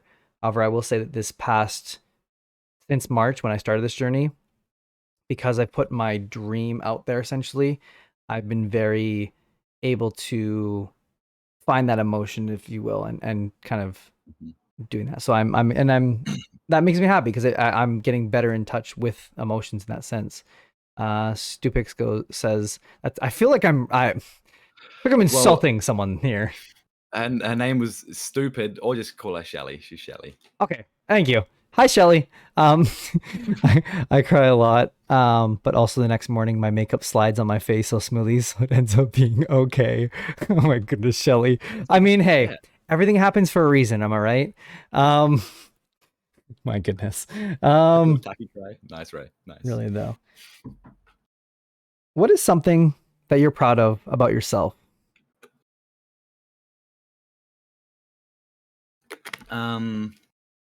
There are a few things, but the most important is one I mention often, is I'm proud that I'm here. Potential trigger warning to suicide and things along those lines. I don't think I'll mention it specifically here, but there have been there have been a few points in my life, particularly I think 2 years ago, 2019-ish, throughout like my last year of high school, a lot of things going on, where I wanted to end it. Whether I was too overwhelmed, I was too stressed, I felt like I had no one, I felt like life wasn't going my way. There were times I wanted to end things. But I am proud that I am still here. I am proud that I am able to have a platform to talk about these sorts of things, and be honest and open with you guys. I am proud that I have a wonderful community, and it is growing to where we can share experiences, we can be open, and we can grow together ideally. Like, it's okay, like we mentioned earlier, it's okay to have bad days, it's okay to cry. It's not okay to not be here. Emphasize being here and getting better, even if it's a tiny bit better. Even if I cried about 3 things yesterday, and then, I felt better at 1, cried about 2 today. You want, like, the emphasis is on bettering yourself, improving yourself mentally, physically, one of the other Ellie's, psychologically. I'm not too sure which way I'm going. Hey, Shelly. But yeah, I'm most proud that I'm still here, as opposed to some other, things that I'm proud of. It's important. I think it's important to look at the things. Okay, the tears have started. I'm sorry, Sina. We need to start selling Bren merch of tissues. I swear. Tissues and towels. I'm sorry, Sina. This is the part of the show where it gets deep, and I hope. And first off, I appreciate you, Mitch, for being vulnerable because this is not an easy spot to be in, and be in that spot of where you feel and able to vulnerable and share experiences of like that, especially things in that nature. It's all very. It's hard. It's not easy to do, and us as humans, it's hard to be proud of things because we just see it as, oh, it's so easy that we can just kind of do that. But I think it is important to look back and be proud of yourself. And I know we touched on this a little bit of in the appreciation part of the episode on Who Are You To. But I think it's so important to kind of look back, and I'm definitely proud of you too. I'm glad you're here. You are a ray of sunshine, really, Mitch. Like honestly, it's like I know you're often very goofy and jokey and stuff like that, but I will say is you definitely bring a light to everyone that you really talk to, and I've never seen so many people that I've known for outs like that did not know you before. Who Are You? That is now coming to me and saying, I was so excited for today's episode. Like I told you, my mom called me and said, I'm super excited for this episode, stuff like that. And I think it's because of how bright and friendly you are with everyone. And you definitely provide that comfort to other people and that kind of that place for people, if you will. But I also, on the flip side, also want to remind you to take care of yourself because you are just as important as the rest of the amazing people in this community too. And not every day is going to be that good day, as I'm sure you know. And be easy on yourself in those days that aren't. You're quite a young fellow, as well as wise as you are. And you have many amazing days ahead of you. And you've got an amazing group of friends that are joining us today. Incredible. That will be there for a long time, I'm sure. Even past when this whole streaming thing ends. For both of us, really. And so I'm proud of you too for that, for sure. Thank you. Yeah. I appreciate you, Mitch. You're a legend. Exactly, Waitsky. That's what I'm saying.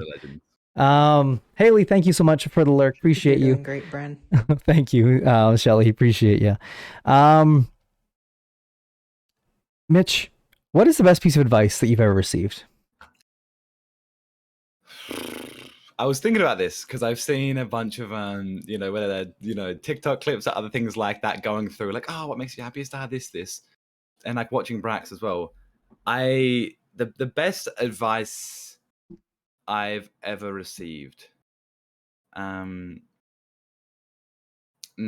I'm paraphrasing here, and it's almost on the last topic as well, but it wasn't advice given to me from a friend or from a member. It was something online. There was someone who mentioned, like, the more you keep at it, whether you're going 100%, 5%, 10%, 90%, the more you keep at something, like everything is a race, everything you do, whether it's like schoolwork, whether it's grades, whether it's sport, whether it's friendships, the more you continue to put into them, the more effort you give, the more you want to achieve something, the more you get it. Because let's say, just as a very brief example, there are 10 of us in a room, 8 of us can have happiness. If everyone keeps trying, this is a very generic, broad example, but if you keep trying, let's say 2 people will eventually leave, pow, 8 get happiness. It's the same thing for everything. People eventually, like, you need to want what you want. You need to work towards it. I mentioned earlier about being stagnant, about losing things, whether it is a relationship, a career, something along those lines. The more you go, I want this. It doesn't have to be 100% every day. I want to get fit. I'm going to sprint 25Ks a day. Maybe getting up and doing a lap of your house. Maybe getting up is more than nothing. But you have to try and do nothing. You need to, whatever you want to achieve, you need to try and work towards that. Even just a little bit. Even the tiniest bit.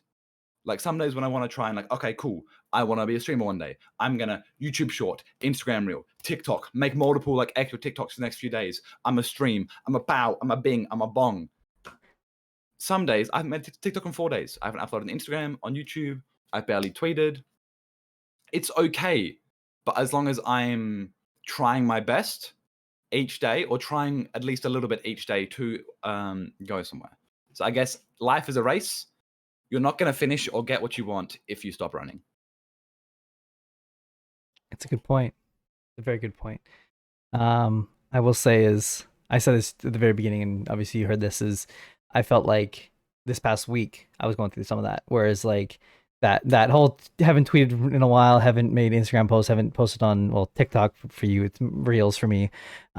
Is I have or like whatever it is. Life is a highway. Yeah, exactly, Boa. Ride. All night long. And so, oh my goodness, you guys are too crazy. Thank you so much. I'm trying to get my speech out here. You guys have already initiated a second hype train in this episode. There's 2 hype trains in one episode. Is that a first? That is a first, 100%. Let's go. Yeah, there's not even close to it. My goodness. Jeez, is my birthday coming early? Because my birthday's on the 27th of this month. So you guys are giving me a early birthday present here. Jeez, you guys are too much. It's because Mitch is too sick. Some would say ill, even. Happy early birthday. Thank you, Luna. Appreciate it. We are doing a birthday stream as well later this year. It's going to be Connections on Bren, which is where I have my guests ask me the questions. So if you guys are interested, we'd love to have, oh my goodness, you guys are nuts. Shelly, Mooncake. Oh my goodness. And thank you also to, I saw Moist Mans. I didn't call that earlier. Shelly as well. Ray. Shelly again. Shelly again. Mooncake. Thank you so much. Shelly. And I don't know what pushed you, Moist. Thank you so much. I don't know what pushed you to feel like you had to or you would like to donate those bits. But I will say is thank you for that. You are supporting a person, and I don't know where you live. Let's just say you live near Mitch. If you do, you are supporting a guy who's literally across the world from you's literal dream right now. I'm making content and spreading stories that I think are very important. And so that means yeet money. I mean, that is true, Shelly. I will agree with that. So Mooncake, you're definitely supporting someone literally across the world from you, their dream. And I want to thank you for that. It makes me feel better. It makes me feel good too, so we can continue doing this. Not kidding. I'm just kidding. But thank you, Moist. It definitely helps. It shows that people believe in this kind of, to me, what I thought, or at least my anxiety thought when I started this kind of silly thing. And I'm very thankful for it. I'm thankful for everyone in chat who's decided to give their hard-earned money to me, and also for Mitch. And actually you guys too, for the time that you guys have spent with us. And because that's something you cannot get back. You can give us money all the time, but level 2, that's crazy. You guys are nuts. Time you can always get back. I'm sorry, Money rewind. back. Thank you. Money you can always get back, time you cannot. And the fact that you've decided to listen to my story, Mitch's story, today, and any other day that you come in here, is just so amazing to me. 69. Thanks, Beetle. It's just so amazing to me. And I'm very fortunate to have such a amazing group of friends that'll support me in doing this. So thank you. I'm like I said at the beginning of this, it's been a hard week. The money obviously is one thing that definitely helps in a sense, but it wasn't even the money. It's just seeing you guys in chat earlier today and seeing you guys continuously staying in chat has been amazing. So thank you very much. It means more than you may ever know. Sexy for a date. My goodness. Yeah. Oh my goodness. Shelly. My goodness. Thank you so much. Like, you don't have to, you can, my last 3 bits. Great. Let's go. Thank you, Ray. That's all. 3 was already enough. Or the even the 100 before, but thank you so much. I appreciate all of you. That corgi's so cute, Shelly. I'm pocket peeking stream at work. Waitski. Don't get in trouble, Waitski. Yeah, really. Is that the only thing that you're pocket peeking? Wait, he just bursts out laughing in the middle of work. Just looking at him now. What's going on? Nothing. Nothing exactly. Spent it all making 69% before. We're at 79 right now, so we have to go around now. Can we make another level 3? Oh my goodness, I was joking, Shelly. Yes, you can. Shelly's like, bet. Another B, that's what I'm saying. Like, we haven't even, like, Mitch, are you good to go on for a little longer here? Because this is going to be probably one of the longer episodes. Because I would like to thank everyone for these ones. But I also want to get to know more about you too. Level hype train to complete. Are we going for a level 3 69 train? Is that what I'm hearing? Is that, can we get an extra, keep it up, keep the percentages going. 45% bits, my goodness. Take it one. Two over here, 32%. Can we get more? 69%. Anybody? Anyone? Nor. Exactly, really though. Thank you, Moist. Thank you to everyone who's, whether you donate or not, and I know it's, especially this time of year, it's not easy to, oh my god, Shelly. Hey Shelly, what do you do? I'm genuinely interested. Arcade. She works at arcade? She works long hours. No kidding. Yeah, she works a lot. Jeez. You spent all those tickets on me. Those Craigasms are hilarious. That's one of my favorite things there. My goodness. Crazy. 4% more? Really though, Nor. We're doing this again.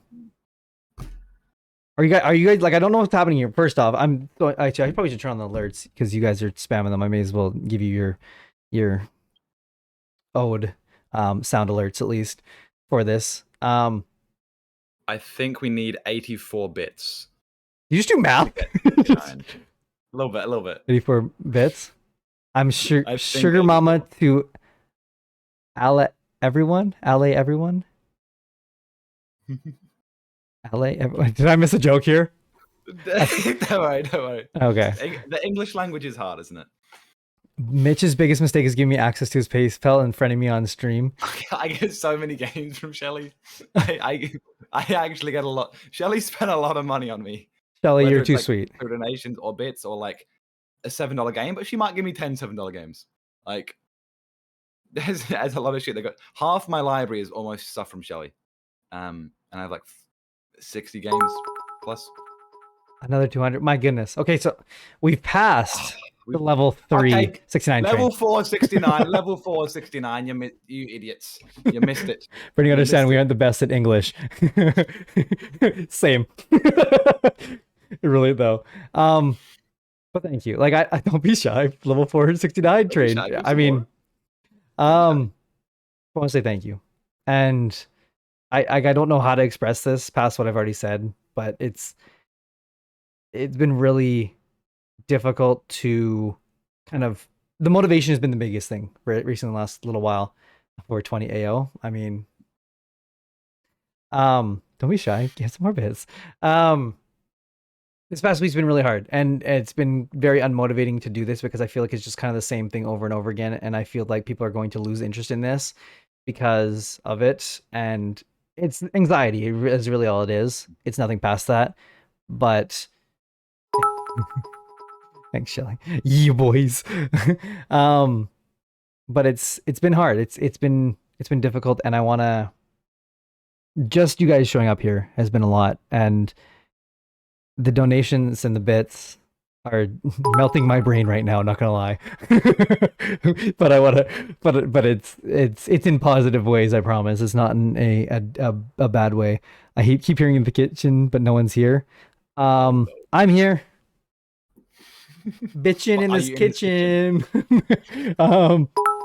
Their hands with a ghost, really though. Oh my goodness, Moist. Oh. Jeez. That didn't move. Why did that not move? Oh, there it is. Okay. There you go. There you go. Like, excuse me. Twitch is like, no, we're gonna take this cut for this one. Yeah, this one's mine. Thank you. Pulls in the chips closer. Yeah. Amazon's like, we gotta fix our servers right now. Thank you. Okay, I'm broke mail until like 8 p.m. tonight. Oops. My goodness. We can keep the stream going. Yeah, that could go okay, Shelly. Shelly, I'll refund it all. Look, I don't need it. Meeting you, Shelly, was enough for me today. How about that? Does that work? I have a girlfriend. I don't know how to do this kind of shit, but you know, as a friend, you've been great. Did someone say sugar mama, Iggy? Yeah, really. I was like, where the fuck did Mitch's chair go? Didn't you break a chair on Who Are You? Oh yeah, the arm does fall off. And there's a piece missing that makes it fall off more often. Oh so my as we goodness. started stream, I found a like little bolt and washer on the floor. So I had to put that back in my chair. Yeah. Like, what's it called? You should bring those next time you go to a theme park and go on the roller coaster. Be like, hey, I found this on your seat as you're going up the. But good Like, jokes. oh, Good shit, jokes. Hey guys, what's this doing? Oh my goodness, 47,000 or 4,700 bits. Wow, that's crazy. Plus on top of the other one that we had earlier, that was like almost 2K. That's crazy. Yeah. You guys are nuts. Thank you so much. I'm going to mute it for now. If I see anything worse. Oh, I was wondering what you're talking about, Shelly. If I see anything repetitive, Matt's homicide. Oh my goodness. Shout out, Posh. What the fuck is happening today? We love Mitch, but we're stealing the crown. I love Welcome this. in. That's true. Posh on Who Are You coming up on December 11th, stealing the crown from Mitch. My goodness. Hello, Posh, and the beautiful community that Posh has. Posh, what do you call your community? The shapes. I was gonna say the triangles. I feel like the triangles is kind of a weird thing to call, but I mean, hello, welcome in. You guys just missed the hype train. It was kind of crazy. I was The like second hype train. the second hype train, and I don't know, like I'm just kind of like my brain's kind of melting. I'm usually really well put together. I mean, Donovan would disagree, but I would like, I don't know. I don't call them anything. Just don't call them late for dinner. That's a bad joke. My brain is literally like melting inside of my head here. Belak, what's up, Belak? I call them mine. Sheesh. However, I think we are overdue to getting back into the conversations that we do here, of deep questions. I would like to say is thank you to everyone who just spent time with us today. Did someone say sort of her third hype train? No, Shelly, no one said that. And I will say is thank you to everyone who spent time here, whether it's been 2 seconds of you being in here for a raid, from the lovely Posh, who makes, by the way, just amazing content. If you haven't followed already, go hit that follow from the shout out that I put in there. You will not regret it. Possibly taking the crown from Mitch very soon on Who Are You. And if by some chance Posh does decide to steal that, maybe we'll see Posh versus Mitch in a future episode. Maybe. I mean, if they'll put up she with wants me to lose. if they both want to put up with me for one more show, maybe we'll do it. We should do all the winners. Nor, I like your thinking, Nor. No, yeah. Everyone falling in love with Mitch more. Did you just miss Posh where Mitch just said he's gonna beat you? That would be Come on, you're gonna lose. Really, yeah. MCC All Stars, but Who Are You All Stars? Exactly, Luna. You guys, you got a 5-head chat here, Mitch and and Posh. I was going to triangle. I was like, that's kind of weird. That felt weird. So yeah, gotta go do some work. Love you. Yeah, wait, Ski, don't get fired. Thanks for hanging out with us for a little bit. It's cute when people are competitive. I love it. Oh, well. Okay. Everyone in the chat fighting for Mitch's heart. I just want to remind you guys that I have him on a call. Got the biggest 5-head brain draw. That's true. Has my number and email. That is true. I do. I'm just waiting for the address, which I'm sure I can pull from Angus. True. Just a little bit of bribery. Everyone do be cuties. That is true. That is true, Shelly. Everyone do be cuties, but I have his heart. Iggy. You got the throat is what you got. I wasn't going to say it, but I was thinking it. I know where Mitch lives. Nor. Don't dox. He might. But DMs. Maybe. You don't need to, when I have his address now. Literally has his heart. Okay, boom. Really though. My goodness, you guys are too sweet. Thanks for spamming that love. Let's get into the questions here. We're on the deep section of this questions here. By the way, for those of you that are usually here, this is going to be an episode that's going to be going a little bit longer than we are used to. Keep that in mind. Say, yes. Mitch just makes things a little bit longer. Isn't that right, Iggy? Right, moving on. All right. Mitch, what helps you decompress? What helps you kind of just let go when things are getting stressful? Okay, I'll try and think of two, because the first one that always comes to mind is stream.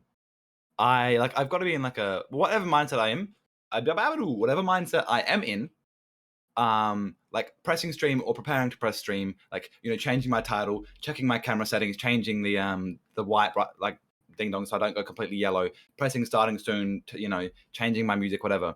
That gets my mindset ready. But then seeing all these wonderful people in chat. And as I said earlier, it's wonderful to give money, but giving your time is greater. So the fact that a lot of you guys hang out with me, that will always decompress me, de-stress me, chill me out, and make me have fun. But you can't always press stream. Like the other night when I was sad at 5 a.m., I can't just press stream and start yelling from my bedroom at 5 a.m. when my brother starts working an hour, my parents start working 3 hours. I can't do that.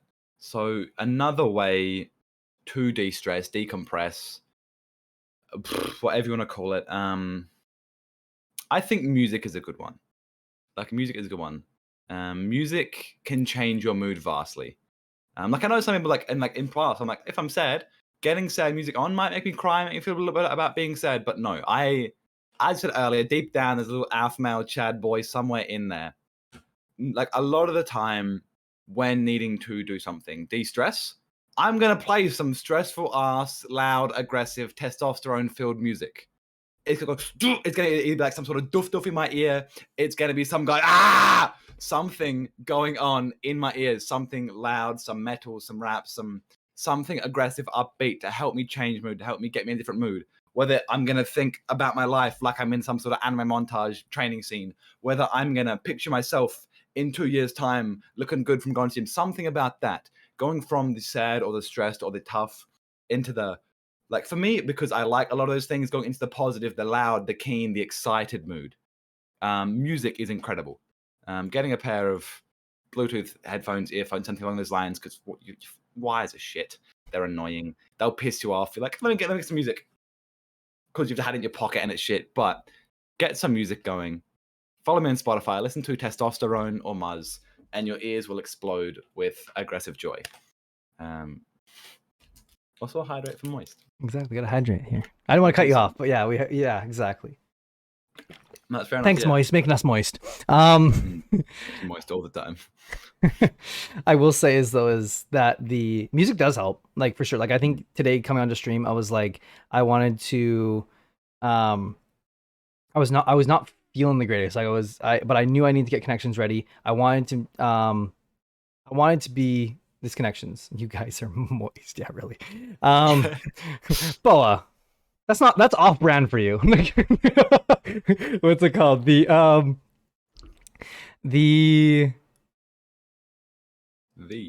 Yes, I was not feeling too great the other night, but I knew I wanted to do this. Like, I was very excited to get you on here and meet you kind of in this sense, because I knew it was going to be something that was going to be fun for me. Obviously I didn't know it was going to be this much fun, but that's the same thing I did. I literally, everything was blasted. Spotify was turned all the way up. My PC was all the way up. My headset was all the way up, and I was just boom, boom, boom, whatever it was. I think it was like Justin Bieber. Like, it was nothing like, wasn't something too hard either. It was just like, it was like something that just like was good. That, and I think Porter Robinson were like back and forth. Like, those two just hits. And it was just, that's and I felt good. Like, I felt like good listening to just like good music. And yeah, no, I think whatever it is for you, obviously it might be something, it might be whatever it may be. But it was good. It was a lot of fun, and I think it definitely helped me kind of decompress and take away from that too. We got two things here. First thing, we actually got to say hi. We got to say hi to Juicy and Tommy. Come on, what's up, guys? How's it going? Welcome in. As well as I see that Shelly asked a question to me, actually. Shelly asked, "Be my friend." Shelly, I'd be honored to be your friend. Especially if he gets more money. You don't have to bring the money. That's okay. Just don't commit homicide. That's all I ask, please. But we can be friends. That's for sure. And by the way, !Discord. I would love to get to meet you and talk to you after stream, Shelly, if you'd be interested in hanging out with us. We're gonna play some crosswords. They're always a lot of fun. We have probably the fastest speedrun chat that plays crossword that I've ever seen. That is coined 100%. There's like a world record that we checked off, but it's 100% legible. 100%. 100%. I was trying to ask a question. It's out of stock. Sorry, Nor. Nor, you've been here for a long time, longer than most, I will say. I think longer than Mitch has been here, which is kind of funny. He was in chat before I was here. Nor, I'll give you a freebie. Don't make sure I don't regret this one though. Nor, I was like, oh damn, it was a meme. But if you have a question, I will give you an extra one. Hi, back from homework. Hi, Jay. Jay, what do you mean back from homework? Didn't we agree last time that you're not allowed to leave because it's Bren's podcast? Everyone bonk Jay, please. ! Bonk, and you can bonk Jay. That's all I gotta do. ! Bonk. That's it. Bonk Jay for me, please. No. We're not nice to Jay. We just bonk Jay. Thank you. Welcome back, gamer. Yeah, yes, my boy. Welcome back. Exactly. Everyone bonk Jay. For that, please. Yeah, you don't have to add him. You just have to bonk him. Ordad bonks Ordon. Yeah, exactly. You don't even you don't have to tag his name. Just bonk. That's it. It'll automatically bonk Jay. That's like exactly. There you go. See, Tommy knows what's up. Exactly. It's an auto bonk. We didn't get the giveaway. We actually got bamboozled, Jay. Bonk. Yeah. See, there you go. Thank you everyone for bonking Jay. Everyone bonking Jay. There you go, Beetle. Exactly. Everyone's in on it. Everyone's bonking Jay. Little head bonks for Jay. Bonk. Yeah, exactly. Oh, you know what? I'll do it too. Yeah. There you go, Jay. Thank you, B. I love how Jay's got like the one command that everyone uses. Like we have a command that's !ass, and no one uses it as much as the bonk command. This is me debating you guys a little bit, but still, it is real. Yeah, it's true. Earlier this year, we the word ass was getting auto removed by Streamlabs and was banning people in my chat without my permission, by the way. Just so we're clear about that. And the mods had to fight back in mid conversations to make sure that we got this. So it was good. Let's see. Let's get some questions here. There's some more ones too if you guys want to play around with. There's like Rind and there's other ones too that are quite interesting. Yeah, I wish I had a clip for the Rind one because the if someone can find the rind one on the clip somewhere there's a clip of me eating a watermelon rind somewhere on this platform. Not my brightest moment. Well played, Mitch. You full the same, Ray. Wait, what? Yeah, Ray likes butt cracks. We'll say that. I can't remember the exact quote, but he's a butt crack fan. Oh, Ray, I can't wait to talk to you more about that this weekend. Hydrate. Thanks, Shelly. And a posture check. Damn. Shelly, you my mom?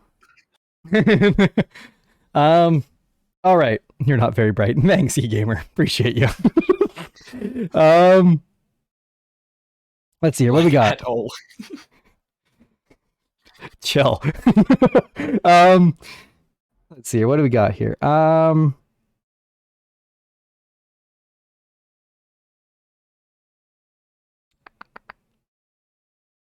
Let's go relationships. You said there's a little bit in relationships to talk about. Mm-hmm. So I'm gonna start this off with, what does love mean to you? Oh. I feel like love, like it's a feeling of like warmth and welcomeness and like comfort and safeness with someone. But I also feel like when you love someone, you want them in your life. Like theoretically, I'd say you want them in your life forever. I guess you can fall out of love. But like a bunch of the friends that I love, I want in my life forever. Love is often, especially in relationships, it can be a big term. It can be a deep thing. It can be like we said it too early, said it too late. You didn't say it back. They didn't say it. It's different for everyone. But love, ultimately, I think when you love someone, you feel safe enough and warm enough around them to be 100% yourself, to be comfortable being yourself. So yeah, if I tell someone I love them, I am 100% happy to be with you, to be around you, and I want you to be a part of my life. Yeah. I will say, I've said something similar to this before, but I've noticed with you and your kind of closer group of friends, it's not that deep. What's it called? Is that you really keep your, like, you definitely have an amazing community, and you treat everyone with respect, and I think a very, you have definite care for everyone that you hold close to you or closer to you. But I will say is you definitely have that group of friends that you really keep close. And I feel like I've met a lot of them today from chat. And I can see why you keep them as close as you do, because they Money. Oh my god, I gotta clip that one. But I will say is you really do, you keep that friendship close, and I think you really do that 100%. You are that 100% with those people, those certain people, and it's awesome to see, because I think you got to have those people you can be 100% with, you can be 100% yourself with, and if you're just that person or personality, I should say, it's not going to end up working out all the way. So I will say is I think that was a good quote for sure. Just going into chat here a little bit here, because chat's going on one here. First off, B, you sent me one of those, you might make me cry. Okay, it's been a really like great day, and I'm like on a super high right now from like everything that's been going on today. So you sent me an appreciation thing, you might get tears. Just saying. Have you cried on Connections before, anything like that? I have cried from laughing so hard. Okay, but never like an emotional cry. No. All right, we've got a job. All right. Yeah. Connections on Bren, December 28th. If someone can get those deep questions. I've gotten close on Connections on Bren last time. I was very close. Let's go, Bren, cry on stream. Watching Ray, if Ray wins my Who Are You, I might have to cry on stream. I was kidding. So in summary, I'm proud of you. Okay. I look forward to reading it though, B. Thank you. I do appreciate you too, B, very, very much. Shelly, I love you. You love me. I don't know if I can say that all. It's DMCA, I'm sure. True. What else we got here? True and school, 62 groups, and I have single friends I talk to. Yeah, that's the thing. Is like I think there's like only certain people of certain friends that you like really talk to. Bro, I hope he does. What do you mean? What do you mean you hope he does, Nor? Talking about me? I think they want you to cry and write a win. I mean, appreciate it. I think. My love is punk. What's up? What is this? What do you mean, what is this? No, the question is, who are you? That's like... This is... Connections, a podcast about human connection. And we're happy to have you, by the way, Punk. Thanks for joining us. How do you find us, Punk, by the way? Love to know. DMCA, he wins, and you cry. Oh, yeah. That is really the big win. My brain is empty. B, did you just cheer on another contestant in the same game that you're on? But this is the part of the show, by the way. We've gotten through the show quite a bit here, Punk. But we're the part of the show where we're asking deep questions. And the next question that I'm about to, that's pretty cool, Punk. Well, thank you for stopping by this one. I wonder what pulled you in. Was it the beautiful man in the middle of the screen? Because that's very probable. That's what pulled me into his for sure. Oh, Shelly, I love that. Just to clarify, I'm easy as heck to talk to. I like people who open up to me. I like people open up. Like people open up really easily. I'm dumb, and think that it's because I'm easy to relate to because life was helly shitty growing up. Props why I'm so damn awesome now. That's true, Shelly. You are damn awesome. True, true. You guys look like wrestling fans. Not quite. I mean, it's a sport. Not against it. Exactly. That's true. Exactly. Not against it. Just, I mean, not my cup of tea. Hockey, though, for me. We can talk for a little while about that, Punk. Punk, by the way, if you're interested, I mean, I know I haven't sold myself. We've just been talking, really. We haven't really been like, I mean, we do that a lot. But if you would like, you don't have to. If you'd like, ! Discord. We're doing crosswords after the stream.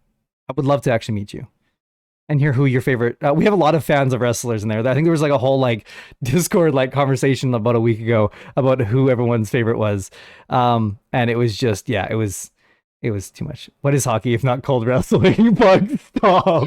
Oh my goodness! ! Guest, by the way. I don't even think I've seen anyone even pop that up yet. But you guys need to like spam that shit. ! Guest. That's Mitch. Go follow Mitch. Shelly, excuse me. But go follow Mitch if you haven't already. You should. If you haven't already, you're doing yourself a disservice. That's all I'm saying. But go follow Mitch, a lovely person, as we've seen and we are continuing to see. But Mitch, how happy are you right now? Right now, I'd say I am quite happy. Right now being this current moment, 1:15 p.m. on the 8th of December for me, I am quite happy.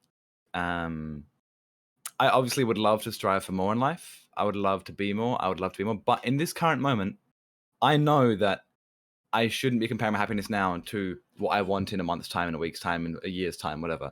Because that's later. My happiness now is quite high.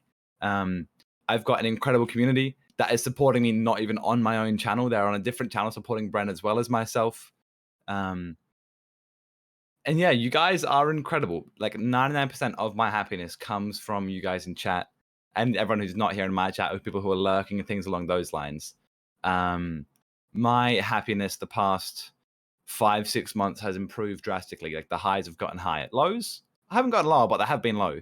But the highs have gotten much, much higher because of all of you guys. So if it was a scale of 1 to 10 right now, I'd be close to a 9. I'd be close to a 9 out of 10. You guys are incredible, which makes me feel incredible. Like as of recent, I've started going to the gym and things, and that is nice, making me feel better about myself. I'm not eating horribly. But realistically, you guys make me incredibly happy. And whenever I'm live on my channel, on a friend's channel, whenever I'm seeing friends, like you guys are viewers, but I look at you all as friends or close family, a lot of you. Because if you're a viewer, or a stereotypical viewer, there's not a chance that I'd be happy to see you, talk to you, whatever, hang out with you. If I get in Discord, I'd be like, hi, Shelly, how are you going? How are you?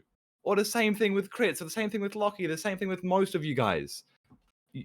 From what I've met you on my stream, and when I meet you guys, I want to hang out with you guys. You guys are amazing. You guys are incredible. And you make me incredibly happy, make me proud of where I've been and what I've become. And you guys improve my life drastically. So I'm incredibly happy. We're close to a 9 out of 10 right now. Great. That's good to hear. I think I've said this, you guys are going to hear this like 15 times by the end of this episode, but I will say is coming into this episode, I was not 100%. Like it was the first time I've considered, and if I was getting to the point, I would have actually done it, but I considered of possibly postponing this episode because I just didn't feel 100%. But I also knew that I really wanted to meet Mitch and get to know him. And so I was back and forth on this, and just like I said, it was been a rough week. I'm not too motivated about a lot of things, and to come in here, this has made my week, like by far. And like just talking to you, and I'm sure it's even gonna be made even more when I go into this Discord and I get to talk to all of you on Discord, like for real.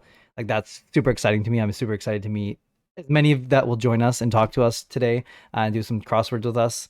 I hope you spend some time with us. I'd be really excited. I'll join in Cloud. If you're asking me if you're allowed, Nor, you are always allowed in the residence, 100%. You have like your special chair with your name on it on the back. If you didn't know there, Nor, you got to dig through the storage locker, but it's there. And we can pull it out at any time. For real. I'll join there. And, mostly won't talk Big Sag. That's okay, Juicy. You like, this is the Lurkers podcast, and so I understand it's kind of it's hard to kind of come out of nowhere and be, sort of thing. But some of the people that we've met from here is people that have been lurking through the whole stream and then come and want to do crosswords, because I mean it's fun. Get to cross with all of us. It's a lot of fun. And I see that Discord is also doing this like holiday event right now where they're doing like some like activity games, which we might have to explore when they become available to all the public. So I'm super excited to see what that is like, and maybe we can do some of that stuff once they kind of come to the public here too. So I'm interested to see that. Mitch, what's your biggest fear in life? Ooh, biggest is tough because there are quite a few like big ones. My biggest fear. I'll list off a few big ones. Like some are like feeling like one day I'm scared of one day not being loved. I'm scared of one day being alone. I'm scared of one day not being good enough or things like that. But I think what I'm most scared of is regret at the moment. I don't want to, because I've regretted a lot of things in my life. Shelly, nice. Most likely, from a lot of mental health things, from anxiety or not going to this, not trying this, whatever. But I'm at the stage where I'd prefer to make memories or try things, or it's okay to fuck up in life. It's okay to be scared. It's okay for shit to go wrong, because it's better if you try, and if it goes wrong, then you go, shit. What if I just could have had the greatest opportunity of my life? Or what if I could have such a fun time with friends, or things like that? So I don't want to regret things. Like, that's my biggest fear at the moment. So I'm trying my best to be as active as I can, to be doing as much as I can. I go stream for 4 or 5 hours, and then I go to the gym at 2, 3 a.m. with some other friends. And then if I can, I hang out with this friend, hang out with that friend. I want to talk to these guys, hang out with these guys, play games with these guys. I want to not regret anything. I don't want to hate, like, the issue with regret as well, the fear about it is the fact that you can't change it. If I regret the fact that I didn't hang out with that one person one time, or if I didn't go see those friends that one time, I missed out. That's something I just can't get back. Yes, I can see the same friends again. I can go talk to people again. I can play games again. I can do whatever again. But the fact that I missed it, the fact that I didn't take the opportunity to be there is a big scary thing in life. But no matter what my mental health is saying, no matter the anxieties, no matter everything like that, I'm more afraid of regretting it than being scared and having a shit time. I think regret is my biggest fear.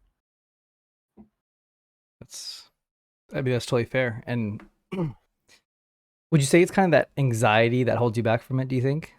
100%.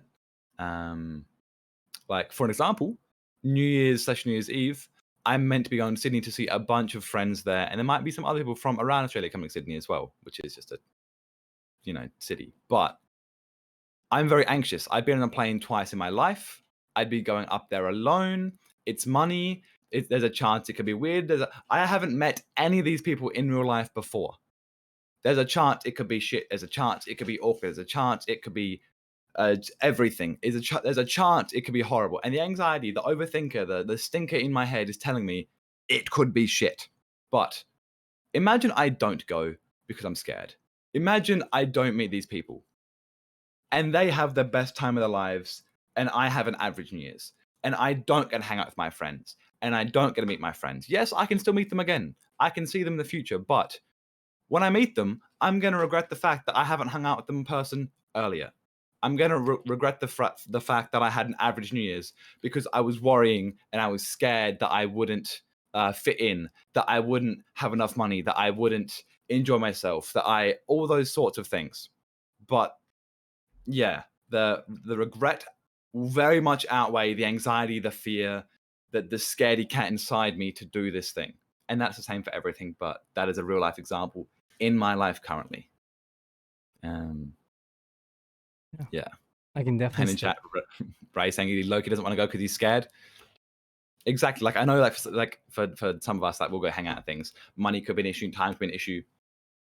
For me, it's the fear versus regret. And I think regret would be the bigger issue post New Year's. Yeah. Sure, for sure. Thank you, Fluffy, for the follow. Appreciate you.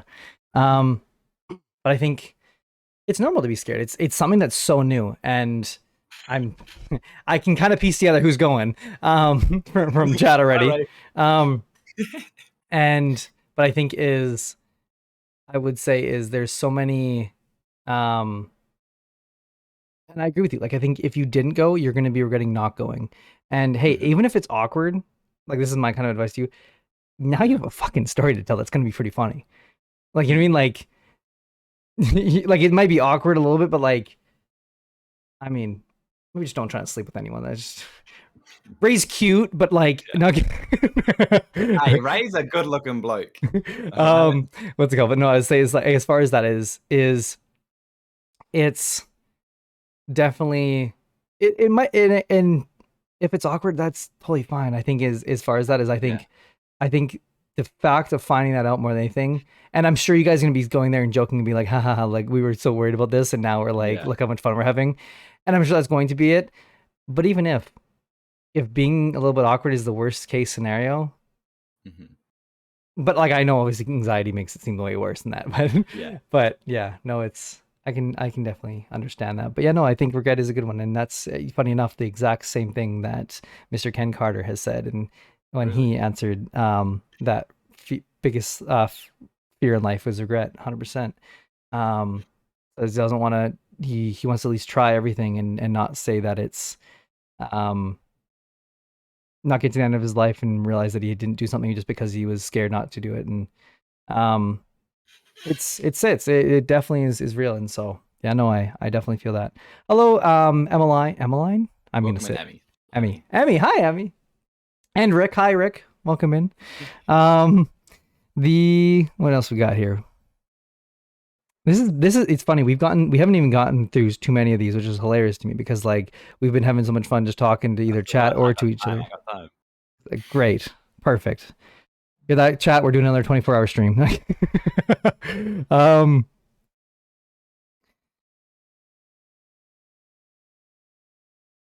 What life-changing event have you experienced? Ooh. What life-changing event have I experienced? Damn.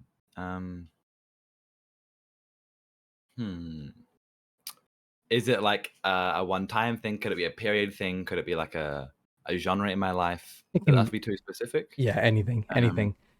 Wait, hang on. Sorry, before you answer this, I just saw Shelly's message. My bank just called me to ask if my PayPal got hacked. That's hilarious. Are you sure you want to give this kid from Canada a lot of monany?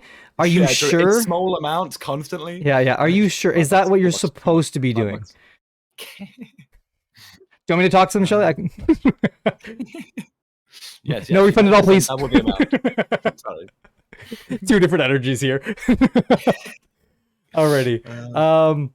Go for it. Sorry. So the question is, what is a life-changing event that you have experienced? It can be any genre, any chapter, it can be a small thing, it can be a long thing. That is totally up to you. I think the past guests that we've had on has usually generally focused on smaller points in their life, but like that is basically a small incident that led to a bigger instance would be kind of the best way I can put it. Okay, once again, potential trigger warning. Suicide, rain go brr kind of sadness.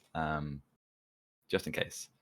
I was in year 12, my final year of high school. I think like I was not healthy throughout high school, but this was a point where my girlfriend at the time split with me. And there were a few other things going on. Like I had a great close friend of mine who's a bit older, like a member of the church, same church that my girlfriend and I went to. He's like, dude, this kind of sucks. You know, it's unlucky. And his whole time preached, you know, I'd never let my girlfriend hang out one-on-one with another guy. The day before we broke up, he was hanging out with my girlfriend one-on-one. Nothing happened out of it, but it was the sort of disrespect, the hypocrisy, that wasn't beneficial. And that's just adding to the story. That's not the whole reason, but not mentally healthy. This happens. I've got a few assignments and things going on. I think that wait, was it Saturday or Sunday? They hung out together Saturday. Sunday night we broke up. That Sunday night / morning, I haven't mentioned a lot of this. I tried to get hit by a car walking at like 2 a.m. Walking down the middle of the road type of vibe. Not feeling it. I might have had music playing, might not. But I remember a car coming at me. Like I wanted to get hit by it, but the honk and the lights sent me into the middle of the road, like, you know, in between, and they drove by. And at that moment, I'm like, shit, I wouldn't want that. As much as I didn't want to be like in that situation, in what I was going through, in that headspace, in that stress space, in whatever I was going through, I didn't want to get hit by a car. I didn't want to die. I just didn't want to be there and deal with that. But that would have been a temporary solution that wouldn't have helped. And looking on from that a few days later and now in the future, I'm extremely happy I am here. And I mentioned earlier, I'm proud that I'm here. And I believe, like, I've been sad and I've been potentially tried at certain points in my life, but that was the only point I was close, I think. That was the only point I was close. But I think that moment, that night, like the next day at school, I told one or two of my teachers about it. We told the counselor. I then hung out like 8 hours after school with friends. We got food. We went to a movie. We went to the beach. We went got ice cream. Like, when people were like aware of what was going on, they put more time in. But the moment, like, it just, after that, going, shit, I don't actually want to do this. I just want to get through this point in my life. That was potentially the most life-changing moment for me. Was, pow, I actually don't want to get hit by this car. As much as I don't want to be here, I want to be here. So yeah. Wow. That's definitely a thing that I've heard from a lot of people, survivors, if you will, that have struggled with mental health, is that it's your brain's telling you one thing so much, and it's until you get so damn close, unfortunately, that's when your brain's like, no, I actually don't want this. And I don't know what it is, if it's primal kicking in and that survival instinct that we do have deep down that overweighs the mental health that's telling you that. But it's so crazy to me that things like that can happen and stuff like that. And you painted a picture that I think all of us could feel, like we were standing next to you on that road. And I hope someone can take away from that as much as days are dark, there's brighter ones ahead. And it might not be tomorrow, which is not easy to hear always, or the next day, but they're coming. And I have a lot of friends, period, but also people who are creators that I've met. That's right. This guy's cool. But a lot of people who are creators as well that I've met on this journey, that I've been so fortunate to, that have told me that they have, on this show actually, that have had similar stories. And as soon as they get to the point where they're just too close, that's when they realize that this isn't what they wanted. They want to be here, and they're happy to be here. Thank you, I'm moist. And if you feel that way, if you're feeling that kind of like you're getting to that point, look for help. As Mitch said, talk to your friends, and talk about it is a good starting point. And being serious, like, I know it's one thing to kind of joke about things like that and stuff like that, and I mean, it is kind of a way of coping in a sense, but when it comes to that point when you feel like you really might end up doing something, talking to a friend and saying that, and I know it can seem like it's a burden because I've been there, but I'd much rather have someone communicate something to me personally, even if it's heavy and I wasn't expecting it, and be there the next day, than someone not to and realize they're not there tomorrow. Yeah, and adding to that as well, he says find a friend, find someone. If you don't think you have a friend, like ideally, you'd find a close friend, a family member, maybe a figure of authority in your life. If you don't have that or don't want to speak to that, find someone. For some reason, like I feel like I can almost connect more with random strangers online because if I fuck up or say something bad, I can leave, I can unfriend, I can stop messaging, and I don't have to worry about them knowing something about me. But find someone to talk to. I posted on my Twitter, I posted on a bunch of things. I'm not gonna say I'm going to help you. I'm not gonna say this, but I will happily try.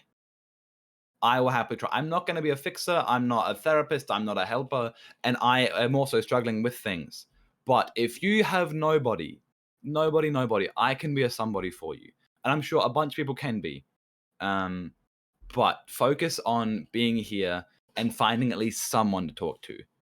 Because I found in my life, talking about things makes them better, even if they don't get fixed. Especially straight away, it's not like, hey, problem, solution, bing, bang, bomb, you're done.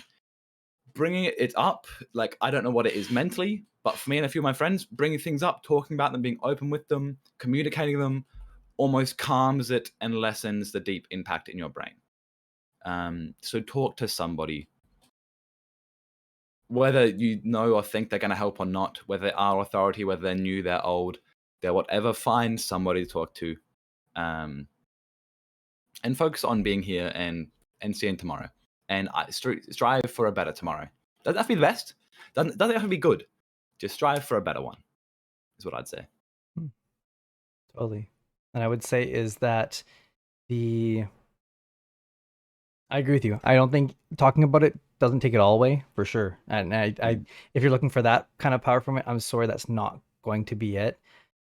But like you said, is take the better feelings. I will say is every single time it's not solved my problem, period blank. I mean, there's been a couple times where it's really helped me like a lot to the point where I'm like, okay, I'm actually feeling really good. But yeah, if anything, it's going to take that power away from what it is, talking about it. And when people understand what you're going through, maybe they can give you some ideas that have worked for them in the past and realize, hey, like person just needs a little more loving today than maybe on an average days because they're not doing too well. And it's, I mean, for me, it's very usually mental health days, if you will. And I think in that sense is, I know not everyone can relate to that. It's not the exact way that everyone else goes. Sometimes it's mental health days, mental health weeks, mental health months, where it's just not feeling it. And I mean, I've had what I would say is like consistent days that are like, there'll be like a bad day, a couple good days, and then a bad day again. And that for me is like rough. And it's something that's really, really difficult to do and reach out. And like even me with my girlfriend, who's and my mom, who's in chat here, like even, and my girlfriend who's been in here earlier, like the two closest people in my life, I struggle to talk to them about, where I tell them everything else in my life. Like it's crazy to me that for some reason my anxiety's built up this taboo about even talking about it, but it's something that I think is so important to talk about. And I see now when you said, well, I realized the realization that I just had, I've literally never reached out to someone asking for help when I'm at my lowest. I realized that too. Like literally start of 2020, March 2020, COVID basically kicked off when everything in the world shut down and everyone turned to TikTok, essentially. And I would say is, for the first time ever, I opened up about my mental health to my family.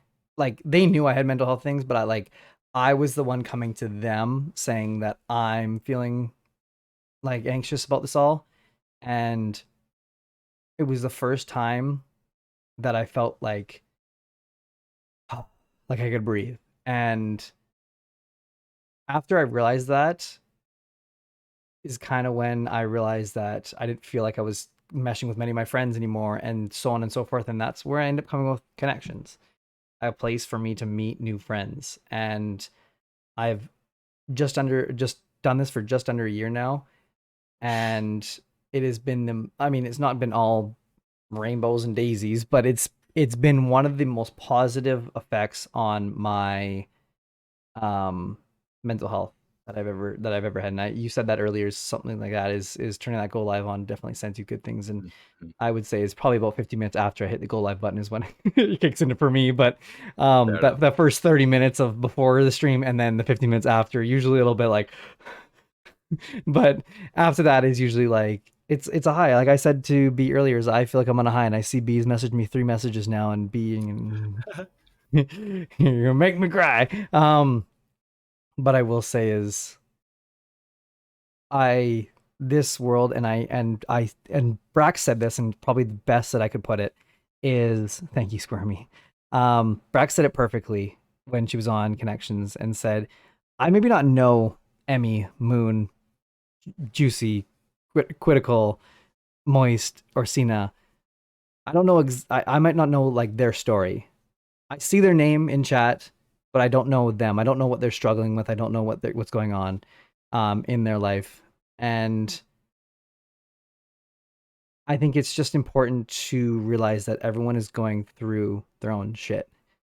Like and to be there for someone and be just a listening person. You don't have to always provide feedback. And sometimes it's just important to just listen and be that kind of person that someone can kind of let out that feeling. And it is a lot. Hi, Emily. I'm 5'6" and I love balloons. Oh my goodness, Emily, we're gonna have to introduce you to Bardley. He's one of our mods from day one, and he loves balloons too. Like he literally like will join our voice channels and like just like show us him playing it on his phone. It's just so much. Thank you, Moist, also for the gift of sub to Pepper. But yeah, enough about me for now. We're gonna continue on interviewing our lovely guest here. Mama B and Mama Lisa are getting along here, I see in chat as well, which is one of my favorite things that's happened in 2021, not gonna lie. You talked a little bit today about not wanting to regret anything. That's one of your biggest fears. Mm-hmm. So what do you regret doing in life? A lot of the time, it's not like I regret going to blank or doing blank. Like it's not so physical, so materialistic this moment.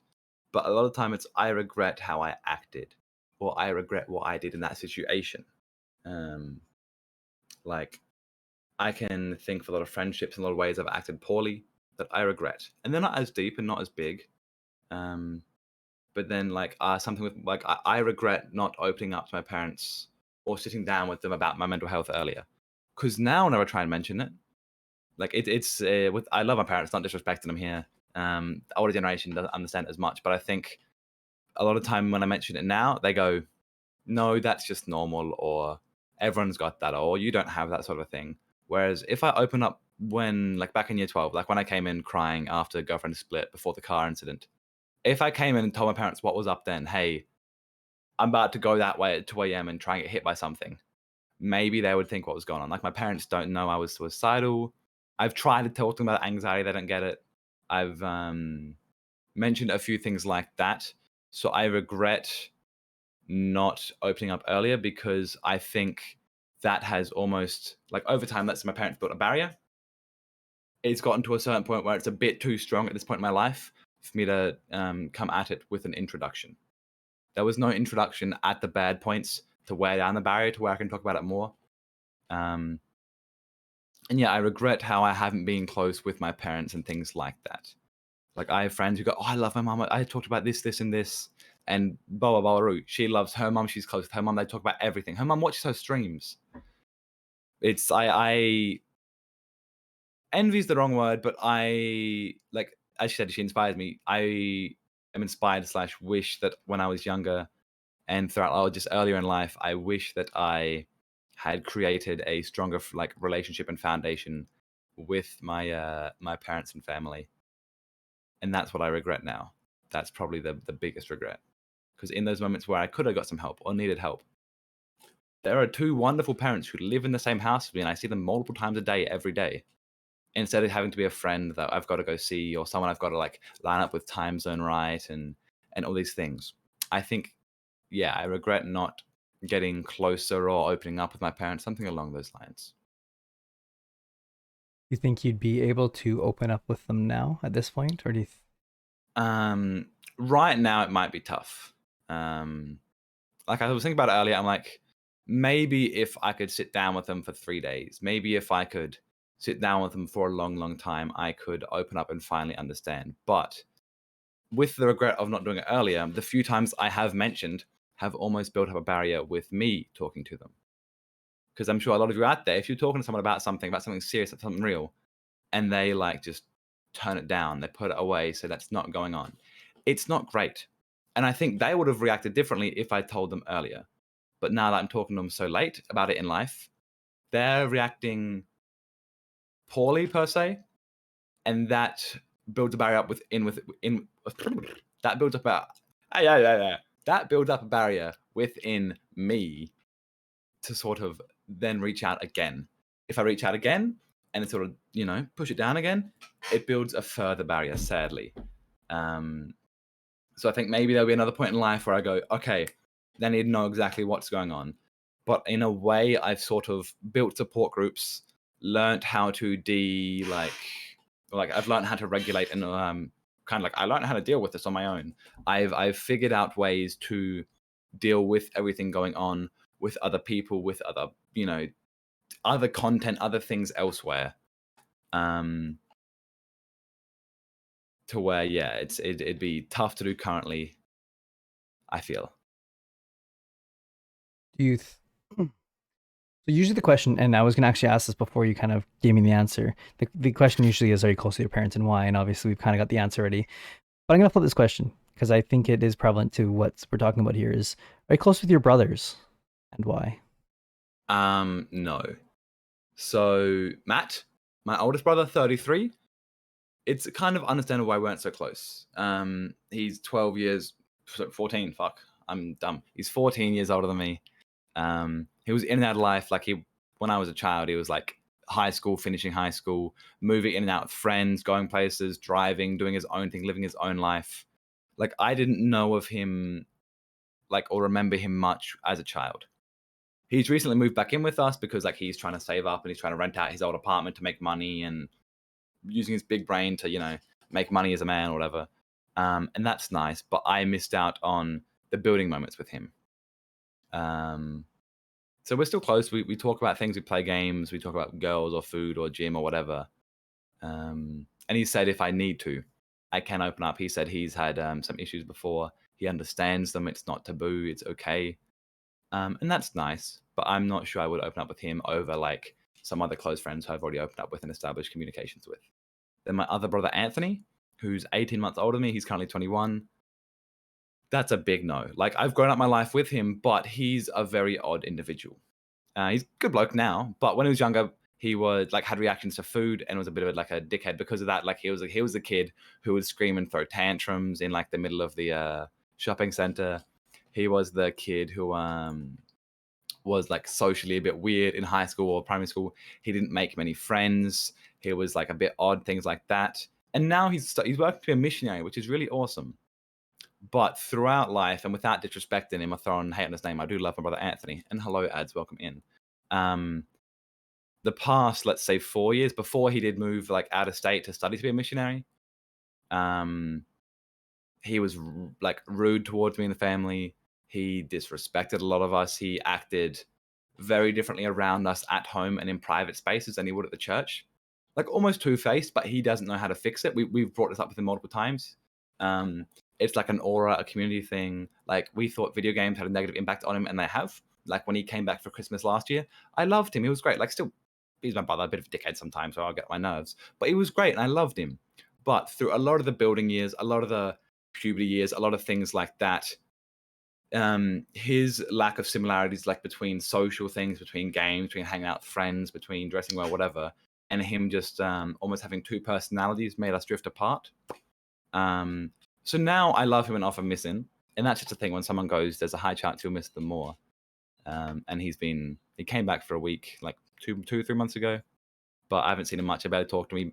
He calls us maybe once a week or fortnight, but I'm often busy or streaming or things, so he just calls parents. But yeah, I'm not too close to Anthony. And I tried quite a few times. Without once again disrespecting him, he's a little bit irregular. We all are a little bit, but he's a little bit different. He doesn't understand as many societal norms and things, and he likes to go his own way and not learn from people. So that kind of sucks. Like, I couldn't really play a lot of games with him. I could play maybe 1 or 2, but then our interactions would differ. I couldn't really hang out with him unless we just get food and then go home or do something. I couldn't bring him to my friendship group. I could sometimes hang out with his, but his was often maybe small or with the kids that were similar that didn't want to socialize to where it wouldn't work. So sadly, I'm not too close with either of my brothers. Like, one and I live with, we play similar games, we talk, but I'm not that close. We're just in the same household and have similar interests. Okay. I see. That makes, and that kind of adds into a little bit of why I see you going to your friends a little bit more. And obviously, as much as, and I'll say this to anyone who's been on here too as well. And I guess I'll actually open that to anyone who's in that need of, if you need someone to talk to, and I'm relating this obviously basically to you, Mitch, because I feel like I'm glad you have that friend group. I might come off as a very goofy individual in some points. I do like to have fun, of course. You know what I mean? Like, and I think there is the right times for it. But I think one thing that not many people have, I mean, maybe you can see for me, but I don't know, is that I can switch it very quickly. I can realize when there's times to be serious. If it's, maybe you might have to like say it twice. You might not be the first time I catch it. If I'm in really goofy mood, but I understand that kind of point of where it needs to be talked to. And as much as I'm goofy online and you see me maybe making funny things in chat or making funny things even on this show or on funny things on Twitter, wherever it may be, a DM to me saying, hey, can we just talk? Anytime. The only thing I would say is maybe you wouldn't be able to is unless I have some sort of work or something like that. That'd be like the only thing. But at that point, I'd still, as soon as I am off or I kind of get to that point where I can, you'll be getting a message. Discord is the best way to get a hold of me. !Discord if you'd like to join. It is almost always on there at the top there. You can find me easily on there. And anytime, whether it's just for me to listen or you want to text chat, I'm not a professional by any means, but as a friend, I'd be willing to listen and maybe offer some support as that's helped me in the past. And I ain't the perfect human by any means, but I will say is that I've been fortunate to learn from many amazing humans, including my amazing mom who's in chat, as well as my amazing friends that I've met through this journey and the stories that they've told me that has helped them. And I'd be willing to share those with you, as well as maybe just a reminder of things that maybe to try, whether it be, like Mitch said, talking to people in a therapy type of way. Yeah. Mitch, we're on our last question here. Now we're gonna rate out and free you from the cuffs of 3 hours of connections here. That's all good. That's all good. If you wrote a book about your life up to now, what would the final line be? Up to now. Yeah. The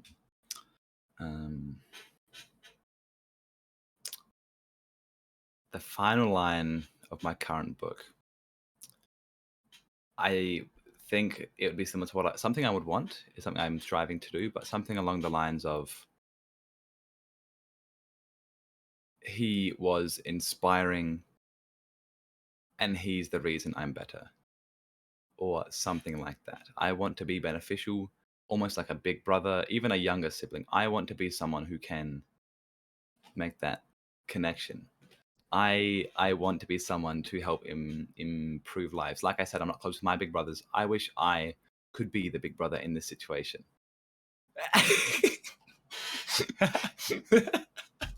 20 gift subs, kind of pog.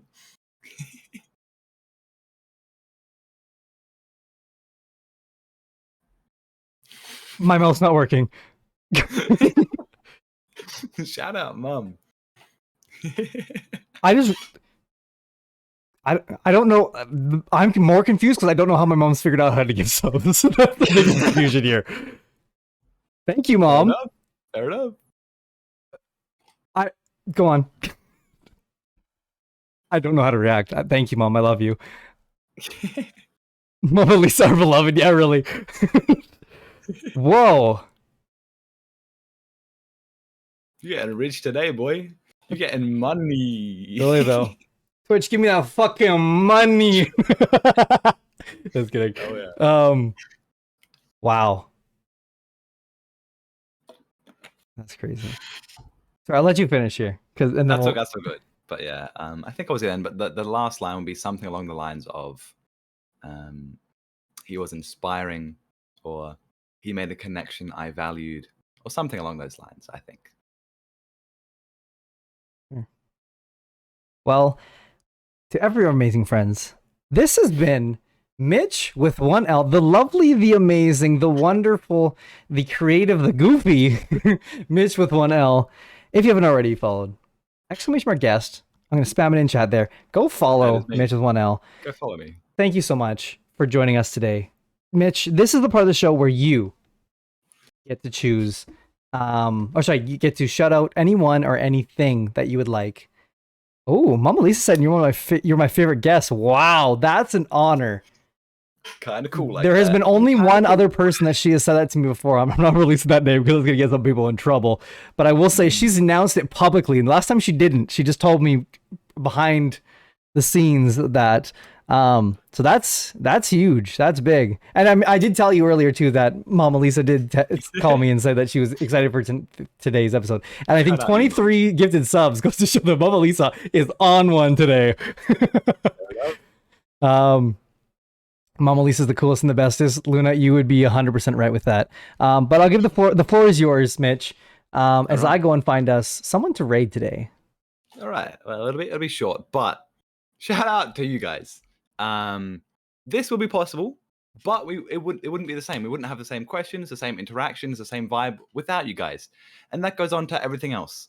It goes on to my stream, goes onto my friends' streams. The interaction and the support you guys have for my community as well as the surrounding ones is incredible. And as I mentioned, you guys are the reason I'm at my happiness. Oh, no. You guys are the reason I'm at my happiest. You guys are the reason, like one of the main reasons why I smile. One of the main reasons why I love to get out of bed in the morning or the afternoon, depending how I'm feeling. You guys brighten my day, and I appreciate you all for that. So shout out you guys. And I guess nothing's really happening soon. I guess I'm going to try stream Christmas night. We'll see. Come say hi. Happy holidays. All those good things. But January 30th, that is my birthday. I think I'll be doing a subathon. Get keen. Save your money. I shouldn't be at uni yet, so it could be a long one if needed. I'm not too sure on times yet, but it'll be either 7.5 minutes to 10 minutes per sub.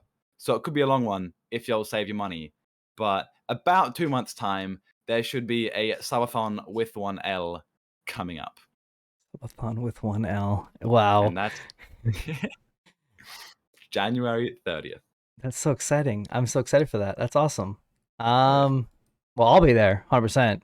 You just got if you want to make sure in 100% make sure that there is it's a long one. Just do what Mango did and just do a happy hour at some point and see how that works out. It's ending. Double, triple. Yeah, it was yeah, that was the craziest moment ever. My goodness, these subs are still going from these 20 subs from Amelie. So that's insane. I want to say thank you to everyone who's been in here and hanging out with us today. It has been an absolute pleasure to get to meet everyone today.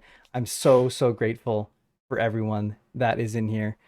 It's been amazing. We're gonna do crosswords, by the way, in the Discord after. And thank you to you, Mitch, for being as vulnerable and awesome as you are. And this show does not work if you're not vulnerable and being willing to be open. And So yes, so thank you to you for spending time with us. I know it's hard being the winner of Who Are You and coming on and after all those interviews after that and making time for us. So I appreciate you for that. I'm busy, man. But if I can do anything about it, this will not be the last time you see Mitch on this channel. I mean, if you'll bear with me another time. And yes, thank you to you guys. Hope you guys will join this Discord, and we're gonna play some crosswords here after this. I love y'all. Yeah. Go drink some water. Go say hi to Posh's people are in here. The lovely King Bira, a friend of the stream, and looks like is on their first affiliate stream. Hell yeah. So that's really exciting. B, this person reminds me of you a little bit with they're doing study work while streaming. It's a very B thing to do. So enjoy that. Go spread the love. !raid! !raid1 for those who are subbed. What the fuck did I just do? I just did raid twice. Raid 1. Wow, Streamlabs. Everyone else got subs. You didn't? Give me 1 sec. We'll just copy that. Just copy that. There you go. I'd rather give you guys. Oh my goodness. Holy shit, there's a lot of people in here. How did I not know there's many people in here? Holy smokes. Well, one more thing before we go though. Is on the 11th, this Saturday, we're going to be doing Who Are You, Episode 3, the Holiday Edition. I'm looking at the wrong camera right now. I hope that you guys will join us again. It's going to be one hell of a ride. This lovely person that's right beside me won the last one. So if you've seen it before, you can maybe see someone take that crown. Posh claims it's going to be her. I don't know. No, just kidding. What's it called? But I will say is join in. It's going to be a lovely episode. We put a lot of effort into making this a holiday episode. If you like the bow tie today, well, that's just the start of what is going to happen on Saturday at 4 p.m. Pacific Standard. I hope you'll be there. We'll see you later. Get some water. Take care of yourself. Peace out. 07's in chat. And spread that love. Peace out.